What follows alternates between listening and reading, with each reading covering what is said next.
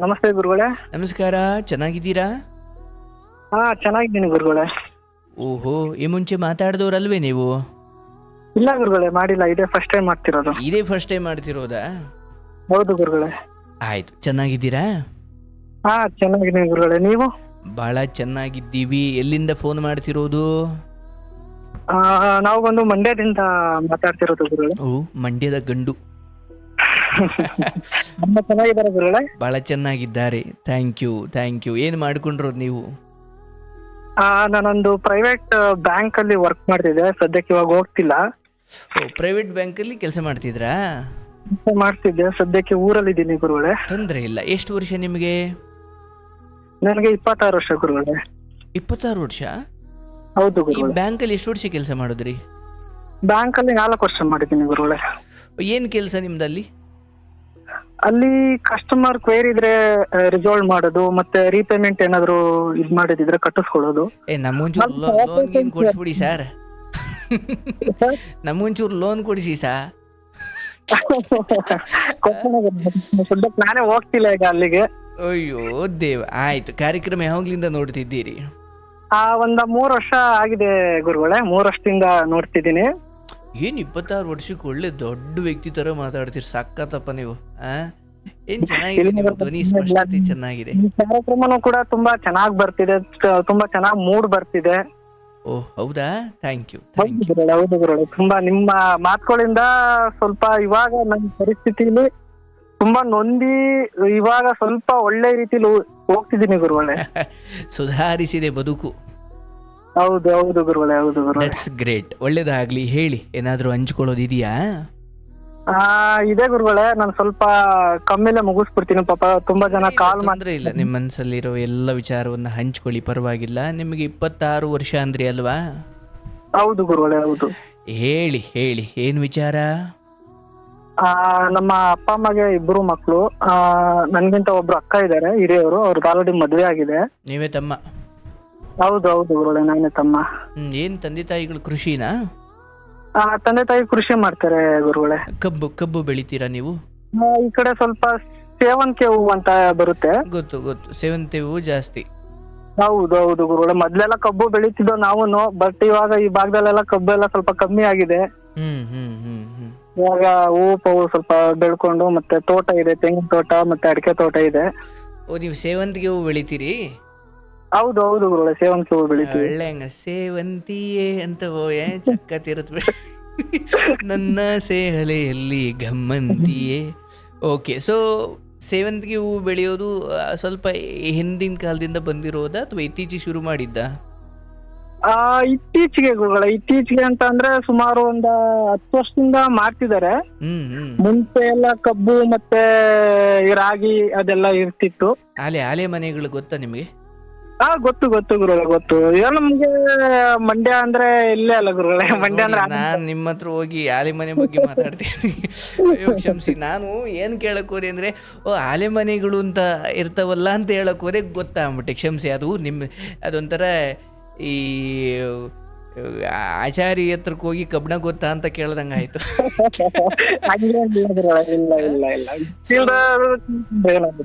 ಹೇಳಿ. ನನ್ಗೆ ಅಕ್ಕ ಇದ್ರು, ಅವ್ರದ್ದು ಮದ್ವೆ ಆಯ್ತು. ಈಗ ಮದ್ವೆ ಆಗಿ 4-5 ವರ್ಷ ಆಗಿದೆ. ಏನ್ ಓದಿದ್ದೀರಾ ನೀವು? ನಾನು B.Com ಮಾಡಿದ್ದೀನಿ ಗುರುಗಳೇ. ಡಿಗ್ರಿ ಮಾಡಿದ್ದೀನಿ. ಡಿಗ್ರಿ ಕಂಪ್ಲೀಟಾ? ಡಿಗ್ರಿ ಕಂಪ್ಲೀಟ್ ಆಗಿದೆ ಗುರುಗಳೇ. ಪಾಸ್ ಆದ್ರ? ಹೌದು. ಇಲ್ಲಾಂದ್ರೆ ಬ್ಯಾಂಕ್ ಅಲ್ಲಿ ತಗೊಳ್ಳೋದೇ ಇಲ್ವಲ್ಲ ಗುರುಗಳೇ. ಎಲ್ಲ ಇನ್ವಿಜಿಲೇಟರ್ ಮಹಿಮೆ. ಇಲ್ಲ ಮೋಸ್ಟ್ಲಿ ನೀವು ಚೆನ್ನಾಗಿ ಓದೋ ಹುಡುಗರು ಇರ್ತೀರಿ. ನಂದು ಹೇಳ್ಬಿಟ್ಟೆ. ಓ, ನೀವು ರ್ಯಾಂಕ್ ಸ್ಟೂಡೆಂಟಾ? ಅವರೇಜ್ ಗುರುಗಳು. ಅವರೇಜ್ ಅಂತಂದ್ರೆ 100% 75%. ಓಕೆ. ಅಂದ್ರೆ ಈ ಸ್ಕೂಲಲ್ಲಿ ಪೆಟ್ಟು ತಿನ್ನೋರ ಅಥವಾ ಹಿಂದ್ಗಡೆ ಸ್ವಲ್ಪ ರ್ಯಾಂಕ್ ಸ್ಟೂಡೆಂಟ್ ಅಥವಾ ಕಡ್ಡಿ ತಂದ್ಕೊಡೋರ ಮೇಸ್ಟ್ರಿಗೆ? ಕಡ್ಡಿ ತಂದ್ಕೊಡೋರು ಗುರುಗಳೇ. ಅಯ್ಯೋ, ನಿಮ್ಮಂಥವ್ರಿಂದ ನಾವು ಹೊಸಿ ಪೆಟ್ಟು ತಿಂದಿಲ್ಲ ನೋಡಿ. ಸೊ ಅಂದ್ರೆ ಡಿಗ್ರಿ ನಂತರ ಏನಾಯ್ತು ಬದುಕು? ಆಕ್ಚುಲಿ ಗುರುಗಳೇ, ನಾನು ಮಿಡ್ಲ್ ಸ್ಕೂಲ್ ಎಲ್ಲ ಓದಿದ್ದು ಇಲ್ಲೇ ನಮ್ಮ ಊರಲ್ಲೇ ಎಲ್ಲ ಮುಗಿಸ್ಕೊಂಡ್ರೆ. 1 ರಿಂದ 7th ಇಲ್ಲಿ ಮುಗಿಸ್ಕೊಂಡೆ. 7th ಇಂದ 8th 9th 10th ಒಂದು ಮಂಡ್ಯದಲ್ಲೇ ಒಂದು ಪ್ರೈವೇಟ್ ಸ್ಕೂಲಲ್ಲಿ ಸೇರ್ಸೋಣ ಅಂತ ನಮ್ಮ ದೊಡ್ಡಪ್ಪ ಅವರು ನಮ್ಮ ಅಮ್ಮನ್ನ ಅಕ್ಕನ ಗಂಡ ಅವರೆಲ್ಲ ಮಾತಾಡ್ಕೊಂಡು ನನ್ನ ಅಲ್ಲೇ ಓದ್ಸೋಣ ಅಂದ್ಬಿಟ್ಟು ಅಲ್ಲಿ ಕರ್ಕೊಂಡು ಹೋದ್ರು. ಓಕೆ. ನಾನು ಅವ್ರಿಗೆ ಸ್ಟಾರ್ಟಿಂಗ್ ನಾನು ಹೇಳ್ದೆ ನನ್ಗೆ ಹಾಸ್ಟೆಲ್ ಹಿಡಿಯಲ್ಲ, ನಾನು ಅಪ್ ಅಂಡ್ ಡೌನ್ ಮಾಡ್ತೀನಿ, ಊರಿಂದ ಅಪ್ ಅಂಡ್ ಡೌನ್ ಮಾಡ್ತೀನಿ ಅಂದ್ರೆ ನನ್ಗೆ ಅಪ್ಪ ಅಮ್ಮ ಫುಲ್ಲು ನಾನು ಇದ್ ಮಾಡ್ಕೊಂಡ್ಬಿಟ್ಟಿದ್ದೆ, ಹಚ್ಕೊಂಡ್ಬಿಟ್ಟಿದ್ದೆ. ನನ್ಗೆ ಯಾರನ್ನೂ ಬಿಟ್ಟು ಇರಕ್ ಆಗ್ತಿರಲ್ಲ, ಅಪ್ಪ ಅಮ್ಮನ್ ಬಿಟ್ಟು. ಏನ್ 4 ದಿವಸ ಇದ್ರೆ ಜರ್ಕೊಂಡ್ಬಿಡ್ತಿದ್ರಿ. ಆದ್ರೂ ನೋಡೋಣ, ಅಪ್ಪ ಅಮ್ಮ ಎಲ್ಲ ಕಳ್ಸಿದ್ದಾರೆ, ನೋಡೋಣ ಓದೋಣ ಅಂದ್ಬಿಟ್ಟು 2 ವರ್ಷ ಕಂಪ್ಲೀಟ್ ಮಾಡಿದೆ ಗುರುಗಳೇ. 8th 9th ಅಲ್ಲೇ ಮಾಡಿದೆ, ಹಾಸ್ಟೆಲ್ ಮಾಡಿದೆ ಗುರುಗಳೇ. ಓಕೆ. ನನ್ಗೆ ಆಮೇಲೆ ಇನ್ನೊಂದು ನೆಕ್ಸ್ಟ್ ವರ್ಷಕ್ಕೆ 10th ಅಲ್ಲಿ ಹೋಗ್ಬೇಕಿತ್ತು. ಅವರು ನಾನು ಇಲ್ಲ ಅಪ್ ಅಂಡ್ ಡೌನ್ ಮಾಡ್ತೀನಿ ಅಂತ ಹೇಳಿದ್ರು. ಆಲ್ಮೋಸ್ಟ್ SSLC ಎಕ್ಸಾಮ್ ಬರಿಬೇಕಿತ್ತು, ಇನ್ನೊಂದು 1 month 1.5 month ಇತ್ತು. ಹಾಲ್ ಟಿಕೆಟ್ ಎಲ್ಲ ಇಶ್ಯೂ ಮಾಡ್ತಿದ್ರು. ಆ ಟೈಮಲ್ಲಿ ಹೋಗ್ಲಿಲ್ಲ ಗುರುಗಳೇ, ನಾನು ಊರ್ ಕಡೆಗೆ ಬಂದ್ಬಿಟ್ಟೆ. ಓ ಹೌದಾ? ಹೌದು ಗುರುಗಳೇ, ಬಂದ್ಬಿಟ್ಟೆ, ಊರ್ ಕಡೆ ಬಂದೆ. ಅದ್ಯಾಕೆ ಅಷ್ಟು ಸಮಯ ಓದಿಲ್ಲ, ಹಾಸ್ಟೆಲ್ ಬಂದಿದ್ದು? ಅದೇನಾಯ್ತು ಗುರುಗಳೇ, ಆ ಟೈಮು ನನ್ಗೆ ಚೆನ್ನಾಗಿ ಓದ್ತಿದೆ, ಆದ್ರೂ ಕೂಡ ನಾನು ಬಂದ್ಬಿಟ್ಟೆ ಗುರುಗಳೇ. ಇರಕ್ ಆಗ್ಲಿಲ್ಲ, ಅಪ್ಪ ಅಮ್ಮನ ಅಲ್ಲಿ ಹಾಸ್ಟೆಲ್ ಊರು ಕಳಿಸ್ತಿರ್ಲಿಲ್ಲ ಆಕ್ಚುಲಿ. ಅದೊಂದ್ ಸ್ವಲ್ಪ ನನ್ಗೆ ಕಷ್ಟ ಆಗೋಯ್ತು. ಆಮೇಲೆ ಅಲ್ಲಿ ನಾನ್ ವೆಜ್ ಗಿನ್ವೆಜ್ ಏನು ಇರ್ತಿರ್ಲಿಲ್ಲ, ಅಲ್ಲಿ ಏನು ಕೊಡ್ತಿರ್ಲಿಲ್ಲ, ಫುಲ್ ವೆಜ್ಜೇ ಇರ್ತಿತ್ತು ಯಾವಾಗ್ಲೂನು. ಇದು ಸಮಸ್ಯೆ ಆಕ್ಚುಲಿ. ಆಕ್ಚುಲಿ ನನ್ಗೆ ಬಿಟ್ಟಿರಕ್ ಆಗ್ತಿರ್ಲಿಲ್ಲ ಗುರುಗಳೇ, ಅದೇ ಮೇನ್ ಪಾಯಿಂಟ್. ಅಲ್ಲಿ ನಾನು ಅಪ್ಪ ಅಮ್ಮನ್ ಬಿಟ್ಟು ಯಾವಾಗ್ಲೂ ಇರ್ತಿರ್ಲಿಲ್ಲ. ಸ್ಟಾರ್ಟಿಂಗ್ ನಿಮಗೆ ಏನ್ ಗುರುಗಳೇ, ನಾನ್ ವೆಜ್ ಕೊಡ್ತಿರ್ಲಿಲ್ಲ ಅಂತ? Non veg ಕೊಡ್ತಿರಲಿಲ್ಲ. ಮಂತ್ಲಿ ಏನಾದ್ರು ಊರು ಕರ್ಕೊಂಡು ಹೋಗಿ ಯಾವಾಗ್ಲಾರು ಒಂದೊಂದ್ ಟೈಮ್ ಇದ್ ಮಾಡ್ತಿದ್ರು. ಅದ್ ಬಿಟ್ರೆ ಅಲ್ಲಿ ಎಲ್ಲ ಅದು ಗುರುಗಳದು ಆಶ್ರಮ ಇತ್ತು. ಅದು ಜೀವನ ಸಾಕಾಗಿ ಹೋಗ್ಬಿಟ್ಟಿರುತ್ತೆ. ಸಾಕಾಗೋಗ್ಬಿಟ್ಟಿದ್ರು ಗುರುಗಳೇ. ಅಲ್ಲಿಂದ ಮೆಟ್ಲು ಹತ್ತೋರು, ಬೆಳಗ್ಗೆ 4 ಗಂಟೆಗೆ ಏಳ್ಸೋರು. ಓಕೆ. 4 ಗಂಟೆಗೆ ಹೇಳ್ಬೇಕಿತ್ತು. ಅದು ಬಂದು ಅಲ್ಲಿ ಸುತ್ತಮುತ್ತ ಯಾವ್ದು ಮನೆ ಕೂಡ ಏನು ಇರ್ತಿರ್ಲಿಲ್ಲ ಗುರುಗಳೇ, ಅಂತ ಪ್ರೈವೇಟ್ ಅಲ್ಲಿ ಸೇರ್ಸಿದ್ರು. ಸುತ್ತಮುತ್ತ ಇಲ್ಲ, ಪ್ರೈವೇಟ್ ಒಂದೇ ಒಂದು ಹಾಸ್ಟೆಲ್, ಸ್ಕೂಲು. ಅಲ್ಲಿ ಕಾಡ್ ಜಾಗನಾ? ಕಾಡಿದ್ದಂಗೆ ಗುರುಗಳೇ, ಅದು ಕಾಡಿದ್ದಂಗೆ. ಆಮೇಲೆ ಅಲ್ಲಿ ಸಿಂಹ, ಚಿರತೆ ಎಲ್ಲ ಜಾಸ್ತಿ ಇರ್ತಿತ್ತು ಗುರುಗಳೇ ಅಲ್ಲಿ ಆ ಕಡೆ ಭಾಗದಲ್ಲೆಲ್ಲ. ಚಿಕ್ಕಮ್ಮೆ ರಾಮ ವನವಾಸಕ್ಕೆ ಹೋದಂಗ ಆಗೈತೆ ನಿಮ್ ಕತೆ. ಆಗಿದೆ ಗುರುಗಳೇ. ಅದು ಆಕ್ಚುಲಿ ನಾನು ಹೇಳ್ಬಿಡ್ತೀನಿ, ಅದು ಎಲ್ಲಿ ಓದಿದ್ವಿ ಅಂದ್ರೆ ಕುಂಟಿ ಬೆಟ್ಟ ಅಂದ್ಬಿಟ್ಟು. Okay okay. ಆ ಸುತ್ತಮುತ್ತ ಆಲ್ಮೋಸ್ಟ್ ಇರ್ಲಿಲ್ಲ ಅಲ್ಲಿ ಮನೆಗಳು. 2 ಕಿಲೋಮೀಟರ್ 3 ಕಿಲೋಮೀಟರ್ ಅಷ್ಟು ದೂರ ಹೋಗ್ಬೇಕಿತ್ತು. ಹಂಗಾಗಿ 10th ಅಲ್ಲಿ ಸ್ವಲ್ಪ ಡಿಸ್ಕನೆಕ್ಟ್ ಆಯ್ತು. ಆಮೇಲೆ ಊರಿಗೆ ಬಂದೆ. ಊರಲ್ಲಿ ಚೆನ್ನಾಗೆ ಗದ್ದೆ ಕೆಲಸ ಅದು ಇದು ಮಾಡ್ಸಿದ್ರು. ಆಮೇಲೆ ಅಲ್ಲೇ ನಮ್ಮ ಇನ್ನೊಂದ್ 3 ತಿಂಗಳು 4 ತಿಂಗಳು ಆದ್ಮೇಲೆ ಮತ್ತೆ ಅಲ್ಲೇ ಸೇರ್ಕೊಂಡೆ ಗುರುಗಳೇ. ನಮ್ಮ ಊರಿನ ಪಕ್ಕನೇ ಒಂದು ಗವರ್ಮೆಂಟ್ ಸ್ಕೂಲ್ ಇತ್ತು, ಗವರ್ಮೆಂಟ್ ಸ್ಕೂಲ್ಗೆ ಹೋದೆ. ಅಲ್ಲೂ ಒಂದು 75% ಪರ್ಸೆಂಟೇಜ್ ತಗೊಂಡೆ SSLC. ಆಮೇಲೆ ಮುಗಿಸ್ಕೊಂಡು ಅಪ್ಪ ಅಮ್ಮ ಅಷ್ಟರೊಳಗೆ ಸ್ವಲ್ಪ ಊರಲ್ಲಿ ಸ್ವಲ್ಪ ಜಾಸ್ತಿ ಸಾಲ ಆಗೋಯ್ತು ಗುರುಗಳೇ. ಏನ್ ಕಾರಣಕ್ಕೆ? ಅಪ್ಪ ಅಮ್ಮಂಗೆ ಆಕ್ಚುಲಿ ಒಂದು 11-12 ಬೋರ್ ಹೊಡ್ಸಿದೀವಿ ಗುರುಗಳೇ. ಬೋರಿಂದ ಅಪ್ಪ ಹೇಳರು ಹಿಂಗೆ ಇವ್ರ ಹತ್ರ ದುಡ್ಡು ಇಸ್ಕೊಂಡ್ ಬಂದು ಅಮ್ಮ ಸ್ವಲ್ಪ ಜಾಸ್ತಿ ಸಾಲ ಮಾಡ್ಕೊಂಡ್ರು. ಆಮೇಲೆ ಬಡ್ಡಿಗ್ ಬಡ್ಡಿ ತುಂಬಾ ಸಾಲ ಆಗೋಯ್ತು ಗುರುಗಳೇ. ಜೀವನನೇ ಬೇಡ ಅನ್ನಿಸ್ಬಿಡ್ತು ಗುರುಗಳೇ. ಅವ್ರು ಮಾಡ್ತಿದ್ರೆ ನನ್ಗೆ ನೋಡಕ್ ಆಗ್ತಿಲ್ಲ, ನಾನು ಇನ್ನೂ ಚಿಕ್ಕವನವನಿ. ಆದ್ರೂ ಕೂಡ ನನ್ಗೆ ಆಗ್ಲಿಲ್ಲ ಗುರುಗಳೇ. ಏನ್ ಮಾಡೋಣ ಎಂತ ಮಾಡೋಣ ಅಂತ ಗೊತ್ತೇ ಆಗ್ಲಿಲ್ಲ ಗುರುಗಳೇ. ಆದ್ರೂ ಕೂಡ ಸಾಲ ಆಗ್ತಿದೆ ಅಂತ ಅದೊಂದು ತಲೆಯಲ್ಲಿ ಹೋಗ್ತಿತ್ತು. ನಮ್ಗೆಲ್ಲಾ ಮೆಚುರಿಟಿ ಬಂದಾಗ, ನಾನು 12ನೇ ಕ್ಲಾಸು ಎಲ್ಲ ಇದಾದಾಗ, 2nd PU ಇದ್ದಾಗ ಸ್ವಲ್ಪ ಇಷ್ಟೊಂದು ಸಾಲ ಆಗಿದೆ ಅಂತ ಅವಾಗ ನಮ್ಗೆ ಗೊತ್ತಾಗ್ತಾ ಬಂತು ಗುರುಗಳೇ. ಅಪ್ಪ ಅವಾಗ ಸ್ವಲ್ಪ ಡ್ರಿಂಕ್ಸ್ ಮಾಡ್ತಿದ್ರು. ಅಂದ್ರೆ ಅಪ್ಪ ಅಮ್ಮ ಹೇಳ್ತಿದ್ರ ಈ ಸಾಲದ ಬಗ್ಗೆ ನಿಮಗೆಲ್ಲ? ನನಗೆಲ್ಲ ಹೇಳ್ತಿರ್ಲಿಲ್ಲ ಗುರುಗಳೇ. ಪಾಪ ನಿಮ್ಮ ಅರಿವಿಗೆ ಬರೋದು? ಹೌದು, ಮನೇಲಿ ಇದ್ದಾಗ ಕೇಳಿಸ್ಕೊತಿದ್ದೆ ನಾನು. ಅವಾಗ ಕೇಳಿಸ್ಕೊಂಡು ಸ್ವಲ್ಪ ಇದಾಗ್ತಿದ್ದೆ. ನಾನು ಏನ್ ಮಾಡೋಣ ಅಪ್ಪ ಅಮ್ಮ ಎಲ್ಲ ಬೆಂಗಳೂರಿಗೆ ಬಂದ್ಬಿಟ್ರು ಗುರುಗಳೇ. ನಾನು ಫಸ್ಟ್ PU ಅರ್ಧ ಕಂಪ್ಲೀಟ್ ಆಗಿತ್ತು, ಅವಾಗೆಲ್ಲ ಬಂದ್ಬಿಟ್ರು. ಅಪ್ಪ ಅಮ್ಮ ಅಕ್ಕ 3 ಜನನು ಬಂದ್ರು. ಅಲ್ಲಿ ಸ್ವಲ್ಪ 4-5 ವರ್ಷ ಅಲ್ಲೂ ಕೂಡ ದುಡಿದ್ರು. 4-5 ವರ್ಷ ದುಡಿದು ಆಮೇಲೆ ನಾನು 2nd PU ಹೋಗ್ತಿದ್ದೆ. 2nd PU ನಲ್ಲಿ ಸೈನ್ಸ್ ತಗೊಂಡಿದ್ದೆ ಗುರುಗಳೇ. ಸೈನ್ಸ್ ಅಲ್ಲಿ ಒಂದು ಬಯಾಲಜಿ ಹೋಗ್ಬಿಡ್ತು ಗುರುಗಳೇ, ನಂದು ಒಂದು ಸಬ್ಜೆಕ್ಟು. ಬಯಾಲಜಿ ಫೇಲ್ ಆದ್ರ? ಬಯಾಲಜಿ ಫೇಲ್ ಆಗ್ಬಿಟ್ಟೆ ಗುರುಗಳೇ. ಅಯ್ಯೋ ಜೀವಶಾಸ್ತ್ರವೇ. ಆಮೇಲೆ ಅಪ್ಪ ಅಮ್ಮ ಎಲ್ಲ ಬೆಂಗಳೂರಲ್ಲಿ ಇದ್ರು. ಇಲ್ಲಿ ಅಮ್ಮ ಇದ್ರು ಊರಲ್ಲಿ. ಅಜ್ಜಿ ಜೊತೆ ನಾನು ಎಲ್ಲೂ ಹೋಗ್ತಿಲ್ಲ ಗುರುಗಳೇ. ಅಜ್ಜಿಗೆ ಸ್ವಲ್ಪ ಸಹಾಯ ಮಾಡ್ಕೊಂಡು ನನ್ ಕೆಲ ಎಷ್ಟಾಗುತ್ತೆ ಅಷ್ಟು ಸಹಾಯ ಮಾಡ್ಕೊಂಡು ಹೋಗನೆ, ಕಾಲೇಜ್ಗೆ ಹೋಗನೆ, ಕಾಲೇಜಿಂದ ಬರನೆ, ಅಷ್ಟೇ ಮಾಡ್ತಿಲ್ಲ ಗುರುಗಳೇ. ಏನು ಇದ್ ಮಾಡ್ತಿಲ್ಲ. ಅಜ್ಜಿಗೆ ಸ್ವಲ್ಪ ಸಹಾಯ ಮಾಡ್ಕೊಂಡು ಯಾವಾಗ್ಲಾರು ಒಂದ್ ಟೈಮು ನಾನು PUC ಇದ್ದಾಗ 1 ಟೈಮ್ 2 ಟೈಮ್ ಮಾತ್ರ ಬೆಂಗಳೂರಿಗೆ ಹೋಗಿದೆ ಅಪ್ಪ ಅಮ್ಮನ ಜೊತೆ. ಅಷ್ಟ್ ಬಿಟ್ರೆ ನಾನು ಹೋಗೇ ಇರಲಿಲ್ಲ. ಎಲ್ಲ ಅಜ್ಜಿ ಜೊತೆನೆ ಕಾಲ ಕಳ್ದೆ. ಒಂದೂವರೆ ವರ್ಷ 2 ವರ್ಷ ಅಲ್ಲಿಗೆ ಹೋದೆ. ಅಲ್ಲಿಗೆ ಹೋದ್ಮೇಲೆ ನಾನು ನಮ್ಮ ರಿಲೇಟಿವ್ ಒಬ್ರು ಪೆಟ್ರೋಲ್ ಬಂಕ್ ಸೇರಿಸ್ತೀನಿ ಅಂತ ಹೋದ್ರು. ನನ್ಗೆ ಅವಾಗ ಏನು ಇರ್ಲಿಲ್ಲ. ಅವಾಗ ದುಡಿಬೇಕು ಅಂತ ಇದಿತ್ತು, ಸಾಲ ತೀರಿಸ್ಬೇಕು ಅಂತ ಒಂದು ಇದಿತ್ತು. ಪೆಟ್ರೋಲ್ ಬಂಕ್ ಹೋಗೋಣ ಅಂತ ಅವರು ಸೇರಿಸ್ತೀನಿ ಅಂತ ಇದ್ ಮಾಡೋರು. ಅಲ್ಲಿಗೆ ಆಗ್ಲಿಲ್ಲ. ಆಮೇಲೆ ಒಂದು ಬೇಕ್ರಿ ಸೇರ್ಸಿದ್ರು. ಬೇಕ್ರಿಲಿ ಒಂದ್ ವರ್ಷ ಮಾಡ್ಲಿಲ್ಲ, 6 ತಿಂಗಳು ಮಾಡ್ದೆ ಗುರುಗಳೇ. ಹಂಗೆ ಇದನ್ನು ಕಟ್ಕೊಂಡೆ, ಎಕ್ಸಾಮ್ನು ಕಟ್ಕೊಂಡೆ, ಸೆಕೆಂಡ್ PUC ಕಟ್ಕೊಂಡು ಅದೇ ವರ್ಷನೇ ಕ್ಲಿಯರ್ ಮಾಡ್ದೆ. ನಾನು ಸೆಕೆಂಡ್ PUC ಅದೇ ವರ್ಷದಲ್ಲಿ ಕ್ಲಿಯರ್ ಮಾಡ್ಕೊಂಡೆ. ಬೇಕ್ರಿಗೆ ಹೋದೆ, ಅಲ್ಲೊಂದ್ 6 ಮಂತ್ ಮಾಡ್ಕೊಂಡೆ. ಬೇಕ್ರಿ ತುಂಬಾ ಇದ್ ಮಾಡೋರು ನನ್ನ ಬೆಂಗಳೂರಲ್ಲಿ. ಮಾಡ್ತಿ ಕಣಪ್ಪ, ಚೆನ್ನಾಗ್ ಮಾಡ್ತಿ, ಎಲ್ಲ ಕ್ಯಾಶಿಯರ್ ಇಂದ ಎಲ್ಲ ನನ್ಗೆ ಕೊಟ್ರು, ಮಾಡಪ್ಪ ನೀನ್ ಮಾಡ್ತಿ ಅಂತ ಕೊಡ್ತಿದ್ದೆ. ನನ್ಗೆ 3-4 ಸಾವಿರ ಕೊಡ್ತಿದ್ರು ಗುರುಗಳೇ ಸಂಬಳನ. ಆಮೇಲೆ ಪಪ್ಸ್ ಗಿಫ್ಟ್ಸ್ ಲಾಸ್ಟ್ ಅಲ್ಲಿ ಮಿಕ್ಕೋದೆಲ್ಲ ತಗೊಂಡ್ ಹೋಗಪ್ಪ ಮನೆಗೆ ಅಂತ ಕೊಡ್ತಿದ್ರು. ಅದೆಲ್ಲ ಮುಗಿಸ್ಕೊಂಡೆ. ಮತ್ತೆ ಏನಾದ್ರೂ ಮಾಡಿ ಒಂದ್ ಕೆಲಸ ತಗೋಬೇಕು ಅನ್ಕೊಂಡು ಮತ್ತೆ ಅಲ್ಲಿ ಸುತ್ತಮುತ್ತ ಬೆಂಗಳೂರಲ್ಲಿ ಕಂಪ್ನಿಗಳಿದ್ದು, ಅಲ್ಲಿ ವಾಕಿನೇ ಹೋಗ್ಬಿಟ್ಟೆ. ನೋಡೋಣ ಎಷ್ಟ್ ಕೊಡ್ತಾರೆ, ನೋಡೋಣ, ಅಷ್ಟೇ ಮಾಡೋಣ. ನಾನು ಸೆಕೆಂಡ್ PUC ಫೇಲ್ ಆಗಿದ್ದೀನಿ, ನೋಡೋಣ ಅನ್ಕೊಂಡು ಯಾವ್ದೋ ಒಂದ್ ಪ್ರೈವೇಟ್ ಇದಕ್ಕೆ ಅಷ್ಟೊಳಗೆ ಎಕ್ಸಾಮ್ ಕಂಪ್ಲೀಟ್ ಮಾಡ್ಕೊಬಿಟ್ಟೆ ಗುರುಗಳೇ. ಸೆಕೆಂಡ್ PUC ರಿಸಲ್ಟ್ ಬಂದ್ಬಿಡ್ತು. ಪಾಸು ಕೂಡ ಆಗ್ಬಿಟ್ಟೆ ನಾನು ಬಯಾಲಜಿಲಿ. ಪಾಸ್ ಮಾಡ್ಕೊಂಡು ಒಂದು ಈವ್ನಿಂಗ್ ಕಾಲೇಜ್ ಸೇರ್ಕೊಂಡೆ. ಅಷ್ಟೊಳಗೆ ಒಂದ್ ಕೆಲಸ ಹಿಡಿದಿದ್ದೆ ಗುರುಗಳೇ. ಒಂದು ಕಾರ್ಪೊರೇಟ್ ಕಂಪ್ನಿಲಿ ಒಂದು ಆಫೀಸ್ ಬಾಯ್ ತರ ಸೇರ್ಕೊಂಡೆ. ಬಿಸಿನೆಸ್ ಆಕ್ಚುಲಿ ನಾನು ಬ್ಯಾಂಕ್ ಅಲ್ಲಿ ಸೇರ್ಕೊಂಡಿದ್ದು. ಅದು ಬ್ಯಾಂಕಿಗೆ ಕಾಂಟ್ರಾಕ್ಟ್ ಆಗಿತ್ತು. ಅದು ಲೈಕ್ ಆಫೀಸ್ ಬಾಯ್ ಅಂದ್ರೆ ಬ್ಯಾಂಕ್ ಸ್ಟಾಫ್ ಅಲ್ಲ, ಬಟ್ ಕಾಂಟ್ರಾಕ್ಟ್ ತರ ತಗೊಂಡಿರು ನನ್ನ. ಸುಮಾರು ವರ್ಷ ಮಾಡಿದೆ ಗುರುಗಳೇ. ಅಲ್ಲಿ ಎಷ್ಟು ಕೊಡೋರು ತಿಂಗಳಿಗೆ? ನಾನು ಕಾಂಟ್ರಾಕ್ಟ್ ಅಲ್ಲಿ ಇದ್ದಾಗ ನನ್ಗೊಂದು ಸ್ಟಾರ್ಟಿಂಗ್ ಬೇಕರಿಲಿ ಎಷ್ಟು ಕೊಡೋರು ನಿಮಗೆ? ಎಲ್ಲಿ ಬೇಕರಿಲಿ ನನ್ಗೆ 3-4 ಸಾವಿರ ರೂಪಾಯಿ ಕೊಡ್ತಿದ್ರು ಗುರುಗಳು ಅಷ್ಟೇನೆ ತಿಂಗಳಿಗೆ. ಓಕೆ. ಬ್ಯಾಂಕ್ ಅಲ್ಲಿ ಅಥವಾ ಕಾಂಟ್ರಾಕ್ಟ್ ತರ ಸೇರ್ಕೊಂಡಾಗ ಅಲ್ಲಿ ಎಷ್ಟು ಕೊಡ್ತಿದ್ರು? ಅಲ್ಲಿ ನನಗೆ ಒಂದು 14-15 ಸಾವಿರ ಕೊಡ್ತಿದ್ರು. ಆಮೇಲೆ OT ಎಕ್ಸ್ಟ್ರಾ ಎಲ್ಲ ಇದ್ ಮಾಡ್ತೀರಾ, ಒಂದು 17 ಬರ್ತಿರ್ಲಿಲ್ಲ, ಒಂದು 16-16 ಬರ್ತಿದ್ದು ಗುರುಗಳೇ. ಸೊ 3-4ರಿಂದ ಒಂದು 16-15 ಹಂತಕ್ಕೆ ಬಂದಾಗ ಅದೊಂದು ಬೆಸ್ಟ್ ಅಂದ್ರೆ ಆ ಸಮಯಕ್ಕೆ ಅದೊಂದು ದೊಡ್ಡ ಬೆಳವಣಿಗೆ. ಹೌದು ಗುರುಗಳೇ. ಅಷ್ಟೊಳಗೆ ಮನೇಲಿರೋ ಸಾಲ ಎಲ್ಲಾನು ತೀರ್ಸ್ಬಿಟ್ಟು ಗುರುಗಳೇ. ಅಪ್ಪ ಡ್ರೈವರ್ಗೆ ಹೋಗ್ತಿದ್ರು. ಓಕೆ. ಅಪ್ಪ ಡ್ರೈವರ್ಗೆ ಹೋಗ್ತಿದ್ರು, ಅಮ್ಮ ಕೂಡ ಒಂದ್ ಕಂಪ್ನಿಗೆ ಹೋಗ್ತಿದ್ರು. ಮೈಸೂರಿಂದಾಗಿ ವರ್ಕ್ ಮಾಡ್ತಿದ್ರು. ಅಕ್ಕನೂ ಕೂಡ ಒಂದ್ ಆಫೀಸಲ್ಲಿ ಕೆಲಸ ಮಾಡಿದ್ರು.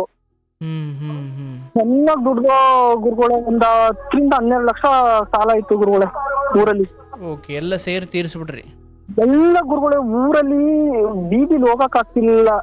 ಹಿಂಗ್ ಹೋದ್ರೆ ಒಬ್ರು ಮನೆ ಹತ್ರ ಬಂದ್ಬಿಡರು. ಹಿಂಗ್ ಹೋದ್ರೆ ನಿಮ್ಮಮ್ಮ ಎಲ್ಲಪ್ಪ ಅಂತ ಕೇಳೋರು ಬಂದು.